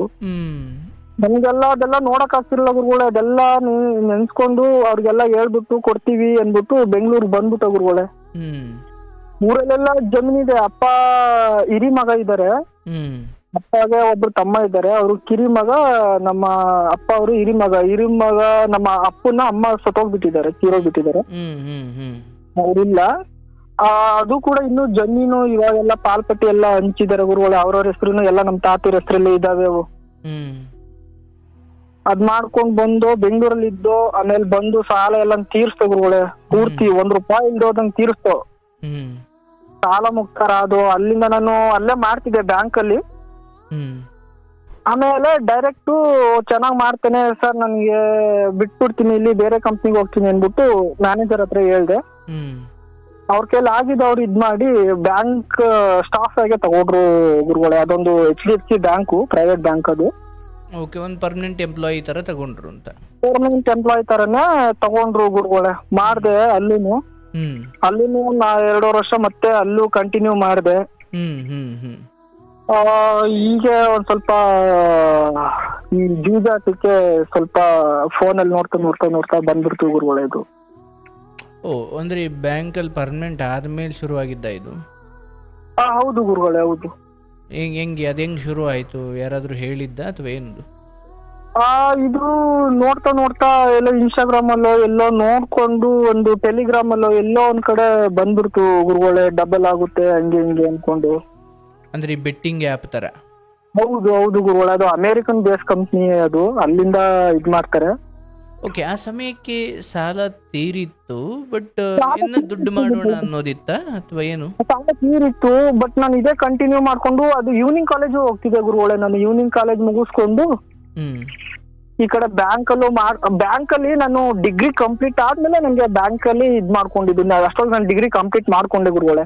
ಓಕೆ, ಅದಾಯಿತು. ಈಗ ಬ್ಯಾಂಕಲ್ಲಿ ಇದ್ರಿ, ಆ ಟೈಮಲ್ಲಿ ಜೂಜಿನ ವಿಚಾರ ಬಂತು ಅಂದ್ರೆ ಎಕ್ಸಾಕ್ಟ್ ಅದಕ್ಕೆ ಅಡಿಕ್ಟ್ ಆಗ್ಲಿಕ್ಕೆ ಈಗ ನಮ್ಮಲ್ಲಿ ಈಗ ನಾವು ಅಂತ ನೂರಾರು ಕತೆ ಕೇಳಿರೋನಾಗಿ ನನ್ನ ಅನುಭವ ಅಥವಾ ನನಗೆ ಗೊತ್ತಿರೋದೇನೆಂದ್ರೆ, ಒಂದು ಸಾಲ ಇತ್ತು ಸರ್, ಅದಕ್ಕೆ 9 to 5 ಜಾಬ್ ಅಂದರೆ ನಾವು ದುಡಿಯೋದು ತೀರ್ಸೋಕ್ಕಾಗಲ್ಲ ಅಂತ ಸಡನ್ನಾಗಿ ಡಬಲ್ ಒಂದೇ ಸತಿ ಜಾಸ್ತಿ ದುಡಿಬೋದು ಅನ್ನೋ ಕಾರಣಕ್ಕೆ ಹೋಗಿರ್ತಾರೆ, ಅಥವಾ ದುಡ್ಡು ಮಾಡಬೇಕು ಜಾಸ್ತಿ ಮಾಡಬೇಕು ಅನ್ನೋ ಸೊ ಎಕ್ಸಾಕ್ಟ್ಲಿ ಏನು ಕಾರಣ ಇತ್ತು ಆ ಸಮಯದಲ್ಲಿ ನೀವು ಅದಕ್ಕೆ ಅಡಿಕ್ಷನ್? ಮಾಡ್ಬೇಕು ಅಂತಲೇ ಗುರುಗಳೇ, ದುಡ್ಡು ಮಾಡ್ಬೇಕು ಅಂತಲೇ ನಾನು ಇದ್ ಮಾಡ್ಕೊಂಡೆ. ನಾವು ಒಂದ್ ಮನೆ ಕಟ್ಟಿಸ್ಕೊಳ್ಳೋಣ, ನಾವು ಒಳ್ಳೆ ಇದಕ್ಕೆ ಇದ್ ಮಾಡ್ಕೊಂಡೆ, ಬಟ್ ಕೆಟ್ಟ ದಾರಿ ಹಿಡ್ದೆ ಅಷ್ಟೇನೆ. ಒಳ್ಳೆ ಇದಕ್ಕೆ ಯೂಸ್ ಮಾಡೋಣ ಅಂತ ಇದ್ ಮಾಡ್ಕೊಂಡೆ ಅಮೌಂಟ್ ಎಲ್ಲ. ಶುರು ಹೇಗಾಯ್ತು ಅದು ಶುರು ಹೇಗಾಯ್ತು ಅದು ಬೆಟ್ಟಿಂಗ್ ಆ್ಯಪ್? ಅದೇ ಗುರುಗಳೇ, ಹಿಂಗೆ ಬಂತು, ಟೆಲಿಗ್ರಾಮ್ ಅಲ್ಲಿ ಬಂತು, ಲಿಂಕ್ ಓಪನ್ ಮಾಡಿದೆ. ಆಮೇಲೆ ಹಂಗೆ 500,000 ಅನ್ಕೊಂಡು ಇದ್ ಮಾಡಿದೆ, ಬಂತು. ಆಮೇಲೆ ಸಂಬಳ ಬಂದುದೆಲ್ಲ 5,000 ರೀಚಾರ್ಜ್ ಮಾಡ್ಕೊಂಡು ಮೊಬೈಲ್ ಕರೆನ್ಸಿ ತರ ಅದು ಕೂಡ ರೀಚಾರ್ಜ್ ಮಾಡ್ಕೊಂಡು ಆಡೋದು ವಿಟ್ರಾ ಕೊಡೋದು. ಆಮೇಲೆ ಏನ್ ಗುರುಗಳ ನಾನು ಬಿಟ್ಟಿದ್ದೀನಿ, ಇದನ್ನ ಬಿಟ್ಟು ಆಲೆ ಸುಮಾರು ದಿವಸ ಆಗಿದೆ. ಎಲ್ಲಾರ್ಗು ಹೇಳ್ತಾ ಇದೀನಿ, ಯಾರು ಕೂಡ ಬೆಟ್ಟಿಂಗ್ಗೆ ಆಡ್ಬೇಡಿ. ಅದೆಲ್ಲ ಒಂಥರ ಅದು ಸಾಫ್ಟ್ವೇರ್ ತರನೇ ರೆಡಿ ಮಾಡಿ ಇಟ್ಟಿರ್ತಾರೆ. ಅದು ಆಕ್ಚುಲಿ ಅದ್ ಎಷ್ಟೇ ದುಡ್ಡು ಹಾಕಿದ್ರು ಕೊನೆಗೆ ಅವರಿಗೆ ಹೋಗ್ಬೇಕು ಹೊರತು ನಮಗ್ ಬರಲ್ಲ. ಆಸೆ ಹುಟ್ಟಿಸ್ಬಿಡ್ತಾರೆ ಮೊದ್ಲು. ಹೌದು ಹೌದು ಗುರುಗಳೇ, ನಿಜ. ಅದ್ ಹೆಂಗಾಯ್ತು ನಿಮಗೆ? ವಿತ್ಡ್ರಾ ಎಷ್ಟೆಷ್ಟು ಬರ್ತಿತ್ತು? 50,000 ಲಿಮಿಟ್ ಇರುತ್ತೆ. ನಾನು ಆಕ್ಚುಲಿ ಅದು ವಿಟ್ರಾ ನಾನು ಕೊಟ್ಟಿರೋದೇ 18,000 ರಿಂದ 20,000 ಒಳಗಡೆ. ಅದೇ ಮ್ಯಾಕ್ಸಿಮಮ್ ವಿಟ್ರಾ ಕೊಟ್ಟಿರೋದು. ಅದಕ್ಕಿಂತ ತುಂಬಾ ಕಳ್ಕೊಂಡ್ಬಿಟ್ಟಿದ್ದೀನಿ ಅದ್ರಲ್ಲೂ ಕೂಡ. ಬಟ್ ನೀವು ಅದರಲ್ಲಿ ದುಡಿದಿದ್ದು ಅಂತ ಎಷ್ಟು ಅಂದಾಜ್ ನಿಮಗೆ ನೆನಪಿರೋದು? ಎಷ್ಟು? ಬರಲ್ಲ ಗುರುಗಳೇ, ಬರಲ್ಲ. ಯಾವ್ದೇ ಕಾರಣಕ್ಕೂ ದುಡ್ಡು ಬರಲ್ಲ. ಅದಕ್ಕೆ ಹೇಳಿದ್ದು, ಯಾವ್ದೇ ಯುವಕರಾಗಿ ಆಲ್ಮೋಸ್ಟ್ ನಮ್ಮ ಇದ್ರಲ್ಲಿ ಇಂಡಿಯಾದಲ್ಲಿ ಆಲ್ಮೋಸ್ಟ್ ಇದಕ್ಕೆ ಹೋಗ್ತಿದೆ ಗುರುಗಳೇ, ಎಲ್ಲ ಬೆಟ್ಟಿಂಗ್ ಇದಕ್ಕೆ ಹೋಗ್ತಿದೆ. ದುಡ್ಡೆಲ್ಲ ಅಲ್ಲೇ ಯುವಕರಾಗ್ಲಿ ಗುರುಗಳೇ, ಎಲ್ಲ ಗೌರ್ಮೆಂಟ್ ಎಂಪ್ಲಾಯೀಸ್ ಆಗ್ಲಿ, ಬ್ಯಾಂಕಿಂಗ್ ಅಲ್ಲಾಗ್ಲಿ ಎಲ್ಲ ಆಲ್ಮೋಸ್ಟ್ ಕಲಿತಾರ ಎಜುಕೇಟೆಡ್ ಪೀಪಲ್ಸ್ ಗುರುಗಳೇ ಇದ್ರಲ್ಲಿ. ಹೌದು, ಈ ಎಜುಕೇಟೆಡ್ ಪೀಪಲ್ಗಳು ಕೂಡ ಆ ವಿಚಾರದಲ್ಲಿ ತುಂಬಾ ಆಳಕ್ಕೆ ಹೋಗಿ ಡಿಪ್ರೆಷನ್ಗೂ ಸತ್ತೇ ಹೋಗ್ಬಿಡ್ತಾರೆ ಕೆಲವೊಬ್ಬರು. ಹೌದು ಗುರುಗಳೇ, ಹೌದು. ನನಗೂ ಒಂದೊಂದ್ ಟೈಮು ಏನ್ ಮಾಡ್ಕೊಳ್ಳೋಣ, ಏನಾಗ್ಬಿಡೋದು, ತಲೆ ಕೆಚ್ಕೊಳ್ಳೋಣ ಆಗ್ಬಿಡೋದು ಗುರುಗಳು. ಏನ್ ಮಾಡ್ಕೊಂಡು ನನ್ನ ಜೀವನದಲ್ಲಿ ಅಪ್ಪ ಅಮ್ಮಂಗಾರು ಒಂದು ಒಳ್ಳೆ ಮಗನಾಗಿರೋಣ, ಯಾಕೆ ಹಿಂಗ್ ಮಾಡ್ಕೊತಿದ್ದೀನಿ ನಾನು. ನಾನು ಆಕ್ಚುಲಿ 1 ಮಂತ್ ಮಾತ್ರ ಸ್ಯಾಲ್ರಿನ ಕೊಟ್ಟಿಲ್ಲ ಗುರುಗಳೇ. ನಾನು ಆಕ್ಚುಲಿ 2-3 ವರ್ಷ ವರ್ಕ್ ಮಾಡಿದ್ದೀನಿ ಬ್ಯಾಂಕಲ್ಲಿ. ಅದು ರೀಸೈಕಲ್ ಮಾಡ್ದಂಗ್ ಮಾಡ್ಬಿಡೇನೆ ಗುರುಗಳೇ. ಅಲ್ಲಿಂದ ಇಲ್ಲಿಗೆ, ಇಲ್ಲಿಂದ ಅಲ್ಲಿಗೆ ಚೀಟಿ ಕಟ್ತಿದೆ, ಎಲ್ಲ ಮಾಡ್ತಿದೆ ಗುರುಗಳೇ. ಒಂದ್ ಕಡೆಯಿಂದನು 5,000 10,000 ಚೀಟಿ ಕಟ್ತಿದೆ. ಮನೆಗೊಂದು 5,000. ಅಪ್ಪ ಅಮ್ಮ ಇದ್ರು ಬೆಂಗಳೂರಲ್ಲಿ, ಅವ್ರು ಬಿಟ್ಟು ಎಲ್ಲ ಸಾಲ ಎಲ್ಲ ತೀರ್ತಲ್ಲ, ಇಲ್ಲಿ ಜಮೀನ್ ಕಡೆ ಬಂದು ಸ್ವಲ್ಪ ತೆಂಗಿನ ಸಸಿ ಇತ್ತು ಗುರುಗಳೇ. ತೆಂಗಿನ ಸಸಿ, ಅಡಿಕೆ ಸಸಿ ಊರಲ್ಲಿ ಇತ್ತು. ಅದು ಎಲ್ಲ ಹಾಳಾಗುತ್ತೆ, ನಾವು ಅಲ್ಲೇ ಇಟ್ಕೊಂಡ್ರೆ ಎಲ್ಲ ಇದ್ ಮಾಡಿರೋದೆಲ್ಲ ಒಂದು 3 ಎಕರೆ ಜಮೀನ್ ಇದೆ ಗುರುಗಳೇ. ಇಲ್ಲೆಲ್ಲ ಹಾಳಾಗುತ್ತೆ. ಸಸಿ ನೆಟ್ಬಿಟ್ಟಿದ್ದಾರೆ, ನೀರಿಲ್ಲ ಬೇಸಿಗೆನಲ್ಲಿ. ಅವಾಗೆಲ್ಲ ಅಲ್ಲಿಂದ ಇಲ್ಲಿಂದ ತಂದು ನೀರು ಇರಬೇಕಿತ್ತು ಗುರುಗಳೇ. ಅವಾಗೆಲ್ಲ ನೀರೆಲ್ಲ ಕಮ್ಮಿ ಇರ್ತಿತ್ತು ಬೋರಲ್ಲಿ. ಅದೇ ಕಾರಣಕ್ಕೆ ಗುರುಗಳೇ 10-12 ಬೋರ್ ಹೊಡ್ಸಿದ್ದು, ಅದೇ ಕಾರಣಕ್ಕೆ ಸಾಲ ಆಗ್ಬಿಟ್ಟಿತ್ತು. ಅಪ್ಪ ಅಮ್ಮ ಇಲ್ಲಿಗೆ ಬಂದ್ಬಿಟ್ರು, ಆಮೇಲೆ ಅಕ್ಕನು ಬಂದ್ಬಿಟ್ರು, ಎಲ್ಲ 3 ಜನ ಬಂದ್ಬಿಟ್ರು. ನಾನು ಒಬ್ಬ ಮಾತ್ರ ದುಡಿತಿದ್ದೆ ಗುರುಗಳೇ. 2025 ಜೂನ್ ವರೆಗೂ ಬೆಂಗಳೂರಲ್ಲಿದ್ದೆ. ಅಂದ್ರೆ ಅಲ್ಲೇನು ರೂಮ್ ಮಾಡ್ಕೊಂಡಿದ್ರ? ಅಲ್ಲಿ ಮನೆ ಇದ್ರು. ಅಪ್ಪ ಅಮ್ಮ ಹೋದ್ಮೇಲೆ ನಾನು ಒಬ್ನೇ ಇರ್ತಿದ್ದೆ. ಎಲ್ಲ ಮನೆ ಸಾಮಾನು, ಫ್ರಿಡ್ಜ್, ಟಿವಿ ಎಲ್ಲ ಒಂದ್ ಕಡೆಯಿಂದ ಅಲ್ಲೇ ಇತ್ತು ಮನೆಯಲ್ಲೇ. ಊಟ ಒಂದ್ ಮಾಡ್ಕೊಡ್ತಿದ್ದೆ, ಹೊರಗಡೆ ಊಟ ಒಂದ್ ಮಾಡ್ಕೊತಿದ್ದೆ ಅಷ್ಟೇನೆ. ಏನಾರ ದುಡ್ಡು ಪಡ್ಡು ಇಲ್ಲ ಅಂತ ಅಂದ್ರೆ ಮನೆಯಲ್ಲೇ ಮಾಡ್ಕೊತಿದ್ದೆ. ಸ್ವಲ್ಪ ಅಕ್ಕಿ ಗಿಕ್ಕಿ ಎಲ್ಲ ಊರಿಂದ. ನನ್ಗೆ ಸೆಕೆಂಡ್ ಸ್ಯಾಟರ್ಡೆ 4th ಸ್ಯಾಟರ್ಡೆ ಎಲ್ಲ ರಜೆ ಇರ್ತಿತ್ತು ಗುರುಗಳೇ ಅವಾಗ ನನ್ಗೆ. ನಾನು ಆಲ್ಮೋಸ್ಟ್ ಒಂದು ಮಂತ್ಲಿ ನಮ್ಗೆಲ್ಲ ಒಂದು 20 days ಮಾತ್ರ ಕೆಲ್ಸಕ್ಕೆ ಹೋಗ್ತಿದ್ದೆ ಗುರುಗಳೇ, ಅಷ್ಟೊಂದು ಲೀವ್ಸ್ಗಳಿದ್ದೆ ನಮ್ಗೆ ಬ್ಯಾಂಕ್ ಅಲ್ಲಿ. ಆಮೇಲೆ ಶನಿವಾರ ಭಾನುವಾರ ಬರ್ತು ಅಂದ್ರೆ ಊರಿಗೆ ಬಂದ್ಬಿಡನೆ. ಸೊ ಪರ್ಮನೆಂಟ್ ಆದ್ಮೇಲೆ ನಿಮ್ಮ ಸ್ಯಾಲ್ರಿ ಎಷ್ಟಾಯಿತು? ನನ್ಗೆ 25,000 ಕೈ ಸಿಕ್ತಿತ್ತು ಗುರುಗಳೇ. Okay okay. ಸೊ ಅಲ್ಲಿ ಹೋಲಿಸ್ಕೊಂಡ್ರೆ ಓಕೆ, ಅಷ್ಟು ಸಂಬಳದಲ್ಲಿ ಚೆನ್ನಾಗಿ ಜೀವನ ನಡೀತಾ ಇತ್ತು. ಚೆನ್ನಾಗಿ ನಡೀತಿತ್ತು. ಅದೇ ಗುರುಗಳೇ ಒಂದ್ 5,000 10,000 ರೀಚಾರ್ಜ್ ಮಾಡ್ಕೊಳ್ಳೋಣ. ಈಗ ಚೀಟಿ ಕಟ್ಬೇಕು, 10,000 ಚೀಟಿ ಕಟ್ಬೇಕಿತ್ತು. ಅದರಲ್ಲಿ ಒಂದ್ 7,000 5,000 ಇತ್ತಿಗೆ ರೀಚಾರ್ಜ್ ಮಾಡ್ಕೊಬಿಡನೆ. ಆಮೇಲೆ ಬೇರೆ ಹತ್ರ ಒಂದ್ 5,000 ಕೊಡಿ 2,000 ಕೊಡಿ, ಅದೇ ಕೇಳ್ಕೊಂಡು ಸುಮಾರು ಜನ ಹತ್ರ ಈಸ್ಕೊಂಡೆ ಗುರುಗಳೇ. ಬೆಟ್ಟಿಂಗ್ ಆಡ್ಲಿಕ್ಕೆ, ಬೆಟ್ಟಿಂಗ್ ಆಡೋದಕ್ಕೆ. ಹೌದು. ಅವರು ಯಾವ ನಂಬಿಕೆ ಮೇಲೆ ಕೊಡ್ತಿದ್ರು ಅಂತ ಅಂದ್ರೆ, ನಮ್ಗೆ ಕಸ್ಟಮರ್, ನಮ್ದು ಹೌಸಿಂಗ್ ಲೋನ್ ಡಿಪಾರ್ಟ್ಮೆಂಟ್ ಅಲ್ಲಿ ಇದ್ದಿದ್ದು ನಾನು. ಅಲ್ಲಿ ಕಸ್ಟಮರ್, ಹೊಸ ಕಸ್ಟಮರು ಲೋನ್ ತಗೊಳಕ್ ಬರೋರು, ಅಲ್ಲಿಗೆ ಎಕ್ಸಿಕ್ಯೂಟಿವ್ಗಳಂತ ಬೇರೆ ಬೇರೆ ಬರ್ತಿದ್ರು. ಅಂದ್ರೆ ನಮ್ಮ HDFC ಬ್ಯಾಂಕ್ ಅವರೇ ಎಕ್ಸಿಕ್ಯೂಟಿವ್ ಅಂತ, ಅವ್ರಿಗೆ ರೋಲ್ ಬೇರೆ ಇರುತ್ತೆ. ಅವರಿಗೆ ಹೊಸ ಕಸ್ಟಮರ್ನ ಕೊಟ್ರೆ ಇಷ್ಟು ಪರ್ಸೆಂಟೇಜ್ ಕೊಡ್ತೀನಿ ಕಣಪ್ಪ ನಿನ್ಗೆ ಅಂತ ನನ್ನ ಹತ್ರ ಹೇಳೋರು. ನಾನು ಆಮೇಲೆ ದುಡ್ಡು ಕೊಡೋರು, ಸ್ವಲ್ಪ ಇಷ್ಟು ದುಡ್ಡು ಕೊಡೋರು. ಸುಮಾರು ಜನಕ್ಕೆ ಅಷ್ಟು ಲೀಡ್ ಕೊಟ್ಟೆ, ಅಷ್ಟೆಲ್ಲ ಇದ್ ಮಾಡಿದೆ ಗುರುಗಳೇ. ಇಷ್ಟು ಹೊಸ ಕಸ್ಟಮರ್ನ ಎಲ್ಲಾರನ್ನೂ ಇದ್ ಮಾಡ್ಕೊಟ್ಟೆ ಅವರಿಗೆ. ಅದೇ ಕಾರಣಕ್ಕೆ ನನ್ಗೆ ಸ್ವಲ್ಪ ದುಡ್ಡು ಕೊಡೋರು, 2,000 3,000 ಅದೆಲ್ಲ ನನ್ಗೆ ಸ್ಟಾರ್ಟಿಂಗ್ ಸ್ವಲ್ಪ ಅದೆಲ್ಲ ತಪ್ಪು ಅನಿಸ್ತಿತ್ತು. ಆದ್ರೂ ಕೂಡ ಇದಕ್ಕೆ ಅಡಿಕ್ಟ್ ಆಗ್ಬಿಟ್ಟಿದೆ ನಾನು. ಸೊ ಅಲ್ಲಿ ಬಂದ್ರೆ ಇಲ್ಲಿ ಹಾಕ್ಬೋದು ಅಂತ. ಇಲ್ಲಿ ಬಂದ್ರೆ ಇಲ್ಲಿ ಹಾಕ್ಬೋದು. ಆಮೇಲೆ ಆರಾಮಾಗಿ ಊರಿಗೆ ಹೋಗಿದ್ ಬರ್ಬೋದು. ಸ್ವಲ್ಪ ಖರ್ಚು ಎಲ್ಲ ಇದ್ ಮಾಡ್ಕೊಂಡ್ ಬರ್ಬೋದು. ಸ್ವಲ್ಪ ಲೈಫ್ ಸ್ವಲ್ಪ ಒಂದ್ ಇದ್ರಲ್ಲಿ ಹೋಗೋಣ, ಒಳ್ಳೆ ಲೈಫ್ ಲೀಡ್ ಮಾಡೋಣ ಅಂತ ಅನ್ಕೊಂಡು ಈ ರೀತಿ ಮಾಡಿದೆ. ಕೊನೆಗೆ ಗೊತ್ತಾಗಿದ್ದು ನನ್ಗೆ, ನಿಮ್ಮ ವಿಡಿಯೋ ನೋಡಿದ್ಮೇಲೆ ನನ್ಗೆ ಅರಿವಾಗಿದ್ದು. ತುಂಬಾ ಇದ್ ಮಾಡ್ಕೋತೀನಿ ಗುರುಗಳೇ, ನಿಮ್ನ ನೆನ್ಸ್ಕೊತಾ ಇರ್ತೀನಿ, ಅವಾಗ ಮೆಸೇಜ್ ಆಗ್ತಾ ಇರ್ತೀನಿ ಕಮೆಂಟ್ ಅಲ್ಲಿ. ಓಹ್ ಹೌದಾ? ಸೊ ಅಂದ್ರೆ ವೇಳೆಯಲ್ಲಿ ಈ ವಿಡಿಯೋ ನಿಮಗೆ ಸಿಕ್ಕಿದ್ದ? ಹೌದು ಗುರುಗಳೇ, ನಿಮ್ಮ ವಿಡಿಯೋ ಸ್ಟಾರ್ಟಿಂಗ್ ನೋಡೋದಕ್ಕೆ ಜೂಜುಂದು ಬರ್ಲಿಲ್ಲ. ನಿಮ್ದು ಯೂಟ್ಯೂಬ್ ಅಲ್ಲಿ ಬಂತು, ನೋಡ್ದೆ. ಗಂಡ ಹೆಂಡತಿ ಸಮಸ್ಯೆ, ಆಸ್ತಿ ವಿಚಾರ, ಅದು ಇದು ತುಂಬಾ ನನ್ಗೆ ಬೇಜಾರಾಯ್ತು ಅಂತಂದ್ರೆ ನಿಮ್ ವಿಡಿಯೋ ಹಾಕೊಳ್ತೀನಿ, ಕೇಳ್ಕೊತೀನಿ. ಇವಾಗ್ಲೂ ಅಷ್ಟೇನೆ ಗುರುಗಳೇ, ಹಾಕೊಳ್ತೀನಿ. ಆಮೇಲೆ ರಾತ್ರಿ ಮಲಿಕೋಬೇಕಾದ್ರೂ ನಿಮ್ ವಿಡಿಯೋ ಹಾಕ್ಬಿಟ್ಟು ಮಲಿಕೋಗ್ಬಿಡ್ತೀನಿ. ನಾನು ಸ್ವಲ್ಪ ಸೌಂಡ್ ಕೊಡ್ತೀನಿ, ಅಪ್ಪ ಅಮ್ಮಗೂ ಡಿಸ್ಟರ್ಬ್ ಆಗ್ಬಾರ್ದು ಅಂದ್ಬಿಟ್ಟು ಸ್ವಲ್ಪ ಸೌಂಡ್ ಕೊಟ್ಬಿಟ್ಟು ಮಲಗ್ಬಿಡ್ತೀನಿ. ಹಂಗೆ ನಿದ್ದೆನೆ ಬಂದ್ಬಿಡುತ್ತೆ, ಮಲಿಕೊಳ್ತೀನಿ, ಮತ್ತೆ ಎದ್ ನೋಡಿರ್ತೀನಿ. ಸೊ ನೀವು ಜಾಬ್ ಯಾಕೆ ಬಿಟ್ರಿ? ಆಕ್ಚುಲಿ ಅಲ್ಲಿ ಸಾಲ ಆಗೋಯ್ತು ಗುರುಗಳೇ. ಅಲ್ಲಿ ಮಾಡ್ಬೇಕಾದ್ರೆ ಸಾಲ ಆಗೋಯ್ತು. ತುಂಬಾ ಪ್ರೆಷರ್ ಆಗ್ತಿರು ನನ್ಗೆ ಕೊಡು ಅಂದ್ರೆ. ಒಂದ 10-12 ಜನ ಹತ್ರ ಈಸ್ಕೊಂಡಿದೆ. ಅಷ್ಟೇ ಬಿಸ್ನೆಸ್ ಕೊಟ್ಟಿದ್ದೀನಿ ಗುರುಗಳೇ ಅವರಿಗೆ, ಅವರಿಗೆಲ್ಲ ಬಿಸ್ನೆಸ್ ಕೊಟ್ಟಿದ್ದೀನಿ. ಅವರು ನನಗ್ ಕೊಡ್ತಿಲ್ಲ ಲೀಡು ಅಂತ ಕೇಳಕ್ ಸ್ಟಾರ್ಟ್ ಮಾಡ್ಬಿಟ್ರು ದುಡ್ಡ. ಕೊಡಪ್ಪ, ನಾನು ಕೊಟ್ಟಿದ್ದೆ 2,000 ಕೊಡು, 5,000 ಕೊಡು, ನಾನು ಕೊಟ್ಟಿದ್ದು ಅಂತ ಇದ್ ಮಾಡಿದ್ರು, ಪ್ರೆಷರ್ ಹಾಕಿದ್ರು. ಆಮೇಲೆ ಅಕ್ಕ ಗಂಡ ಸ್ವಲ್ಪ ಡ್ರಿಂಕ್ಸ್ ಮಾಡ್ತಾರೆ ಗುರುಗಳೇ ಊರಲ್ಲಿ. ಅಪ್ಪ ಆಸ್ತಿ ಇದಾರೆ ಅನ್ಬಿಟ್ಟು ಕೊಟ್ಬಿಟ್ರು, ನಮ್ಮ ಪಕ್ಕದ ಊರಿಗೆ ಕೊಟ್ಬಿಟ್ರು. ಆದ್ರೆ ಸ್ವಲ್ಪ ಡ್ರಿಂಕ್ಸ್ ಮಾಡ್ತಾರೆ. ಅದು ಅವರು ಜಗಳ ಮಾಡ್ಕೊಂಡು ಬೆಂಗಳೂರಿಗೆ ಬಂದ್ಬಿಟ್ರು. ನನ್ ಜೊತೆನೆ ಇದ್ರು ಅವರು. 2 ತಿಂಗಳು 3 ತಿಂಗಳು ನಾನೇ ಕೆಲ್ಸ ಸೇರ್ಸಿದ್ದೆ ಅವ್ರನ್ನ. ಒಂದ್ ಸಾಫ್ಟ್ವೇರ್ ಕಂಪ್ನಿ ಸೇರ್ಸಿದ್ದೆ. ಅಲ್ಲೂ ಮಾಡಿದ್ರು. ಆಮೇಲೆ ಅಕ್ಕ ಇಲ್ಲಿ ಇರಕ್ ಆಗ್ತಿಲ್ಲ, ಅವ್ರು ಅಲ್ಲಿದ್ದಾರೆ, ಹಂಗೆ ಹಿಂಗೆ ಅಂತಂದ್ರು. ನಾನ್ ಬಂದ್ಬಿಟ್ಟೆ ಗುರುಗಳೇ. ನಾನ್ ಜೂನ್ ಮಂತ್ ಎಂಡ್ ಅಲ್ಲಿ ಬಂದ್ಬಿಟ್ಟೆ. ನಾನ್ ಕೆಲ್ಸ ಬಿಡ್ಬೇಕು ಅನ್ಕೊಂಡ್ ಬರ್ಲಿಲ್ಲ ನಾನು ಆಕ್ಚುಲಿ.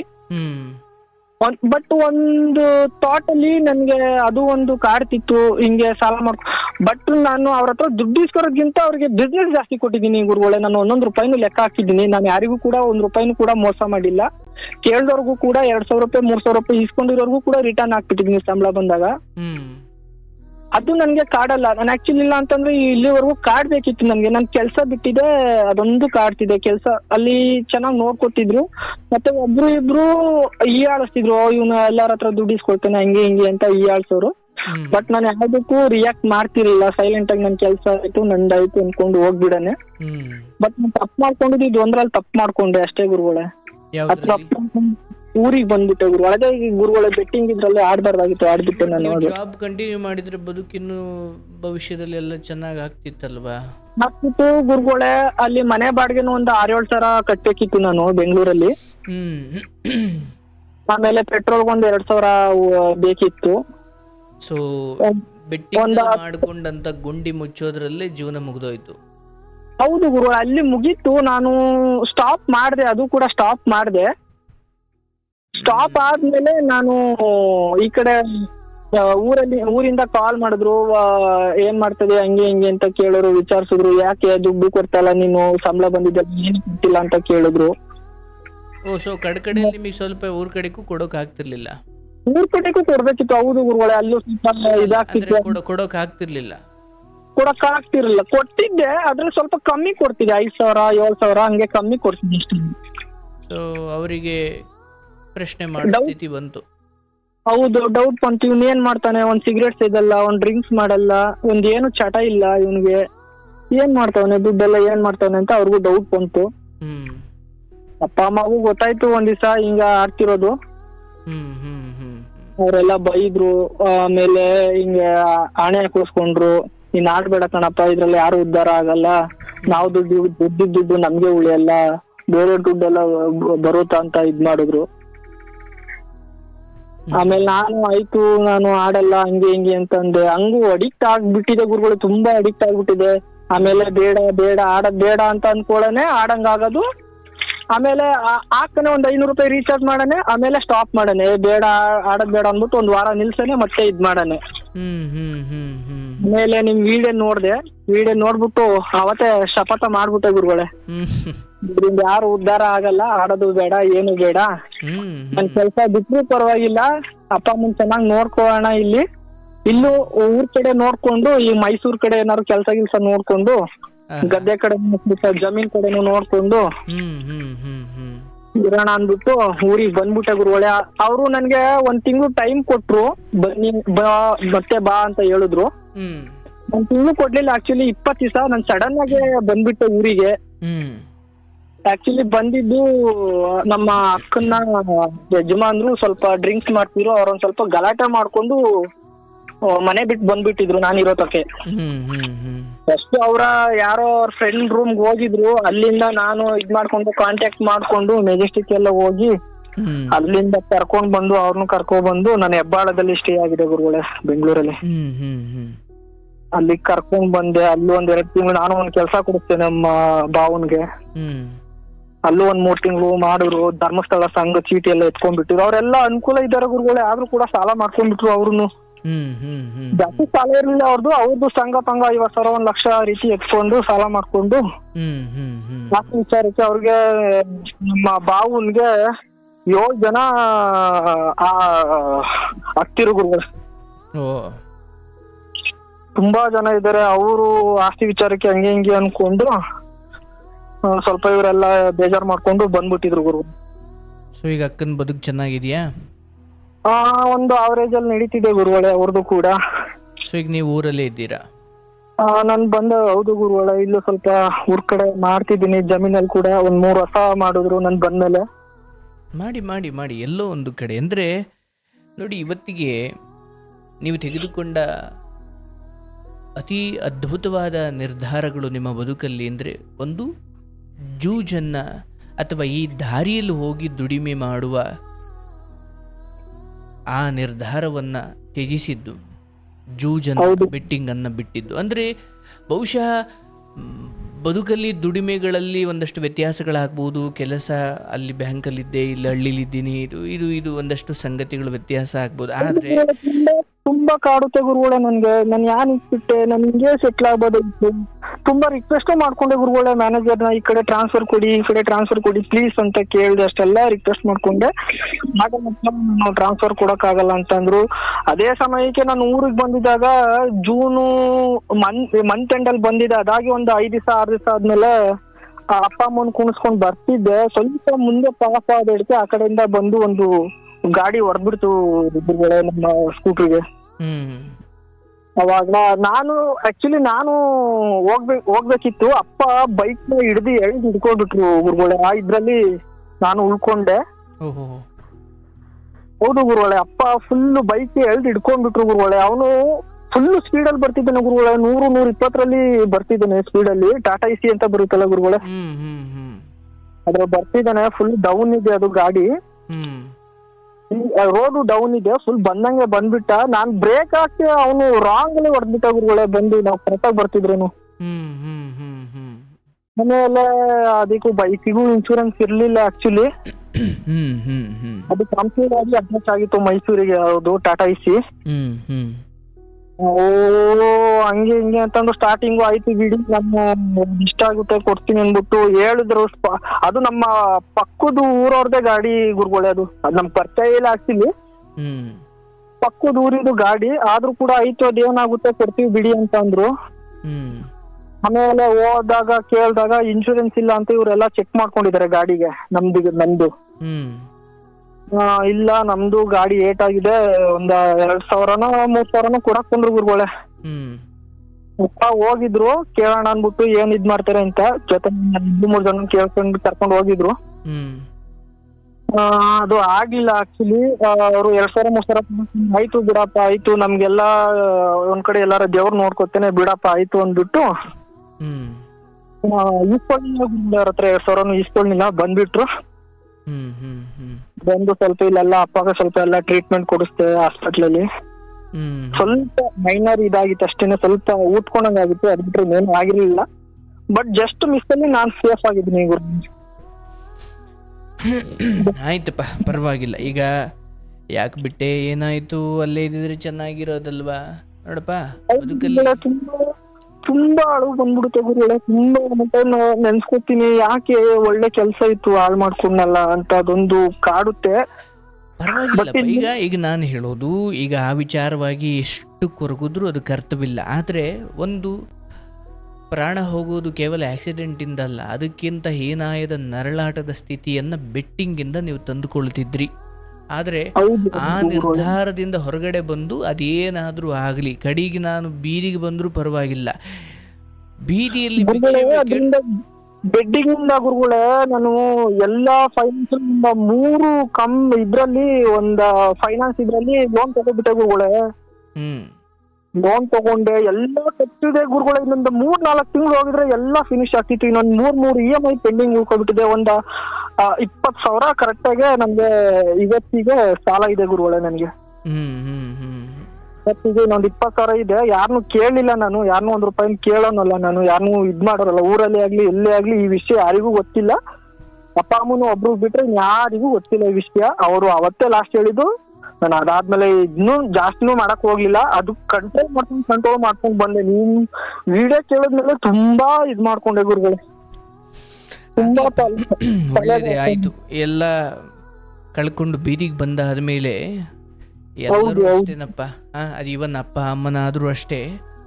ಇಲ್ಲ ಗುರುಗಳೇ, 100 ರೂಪಾಯಿ ಸಿಕ್ಕಿದ್ರು ಕೂಡ ಹಾಕೋಣ ಅನ್ಬಿಡುತ್ತೆ ಗುರುಗಳೇ. ಹಾಕೋಣ ಅನಿಸುತ್ತೆ. ಮೈಂಡ್ ಆ ರೀತಿ ಡೈವರ್ಟ್ ಆಗ್ತಿದೆ. ನಮ್ಮಂತ ಯುವಕರಿಗೆ ಹಿಂಗ ಆಗುತ್ತೆ.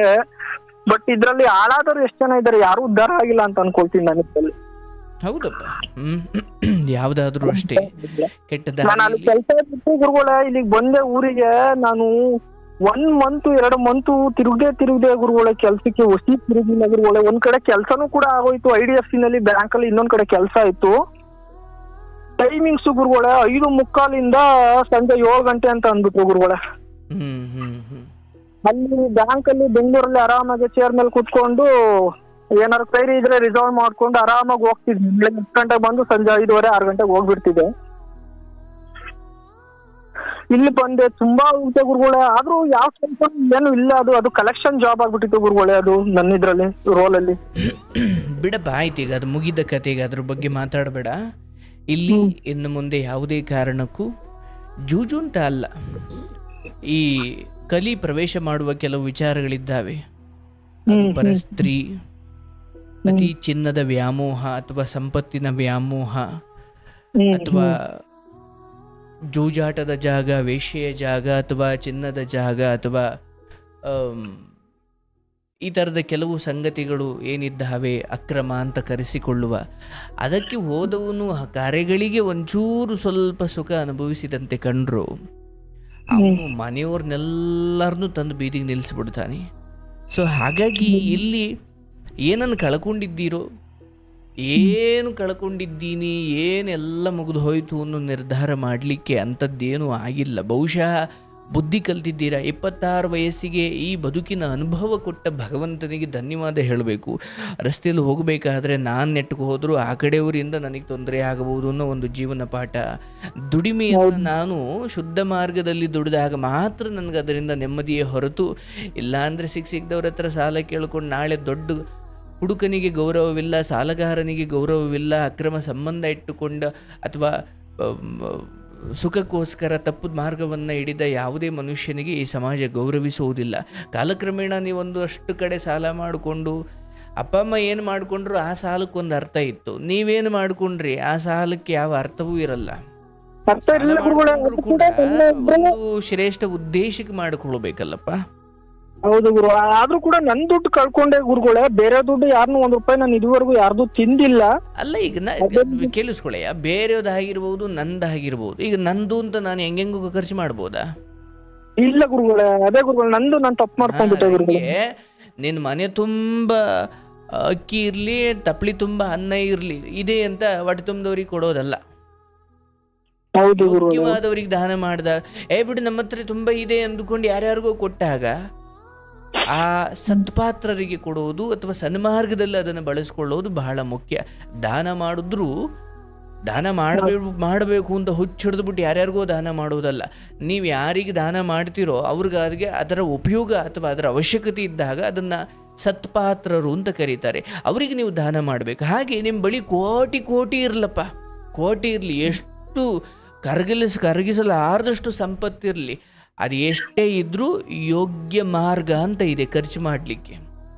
ಅಯ್ಯೋ ನನಗೆ ಇಲ್ಲಿ ಒಂದಷ್ಟು ಸೈಡಲ್ಲಿ ಹಣ ಬರ್ತಿತ್ತು ಅಥವಾ ಯಾರೋ ಒಂದಷ್ಟು ನಾನು ಗಿರಾಕಿಗಳನ್ನು ಇಟ್ಕೊಡ್ತಿದ್ದೆ, ಅವ್ರು ನನಗೆ ದುಡ್ಡು ಕೊಡ್ತಿದ್ರು, ನೀನು ಹೆಂಗಾದರೂ ದುಡಿಯಪ್ಪ, ಎಷ್ಟಾದರೂ ನಿನ್ನ ಹತ್ರ ಎಷ್ಟು ಹಣನಾದರೂ ಇರಲಪ್ಪ, ಅದನ್ನು ಒಳ್ಳೆಯ ಮಾರ್ಗದಲ್ಲಿ ದುಡಿದು ಕೆಟ್ಟ ಮಾರ್ಗದಲ್ಲಿ ಖರ್ಚು ಮಾಡಿದ್ರು ಅದು ಪಾಪ.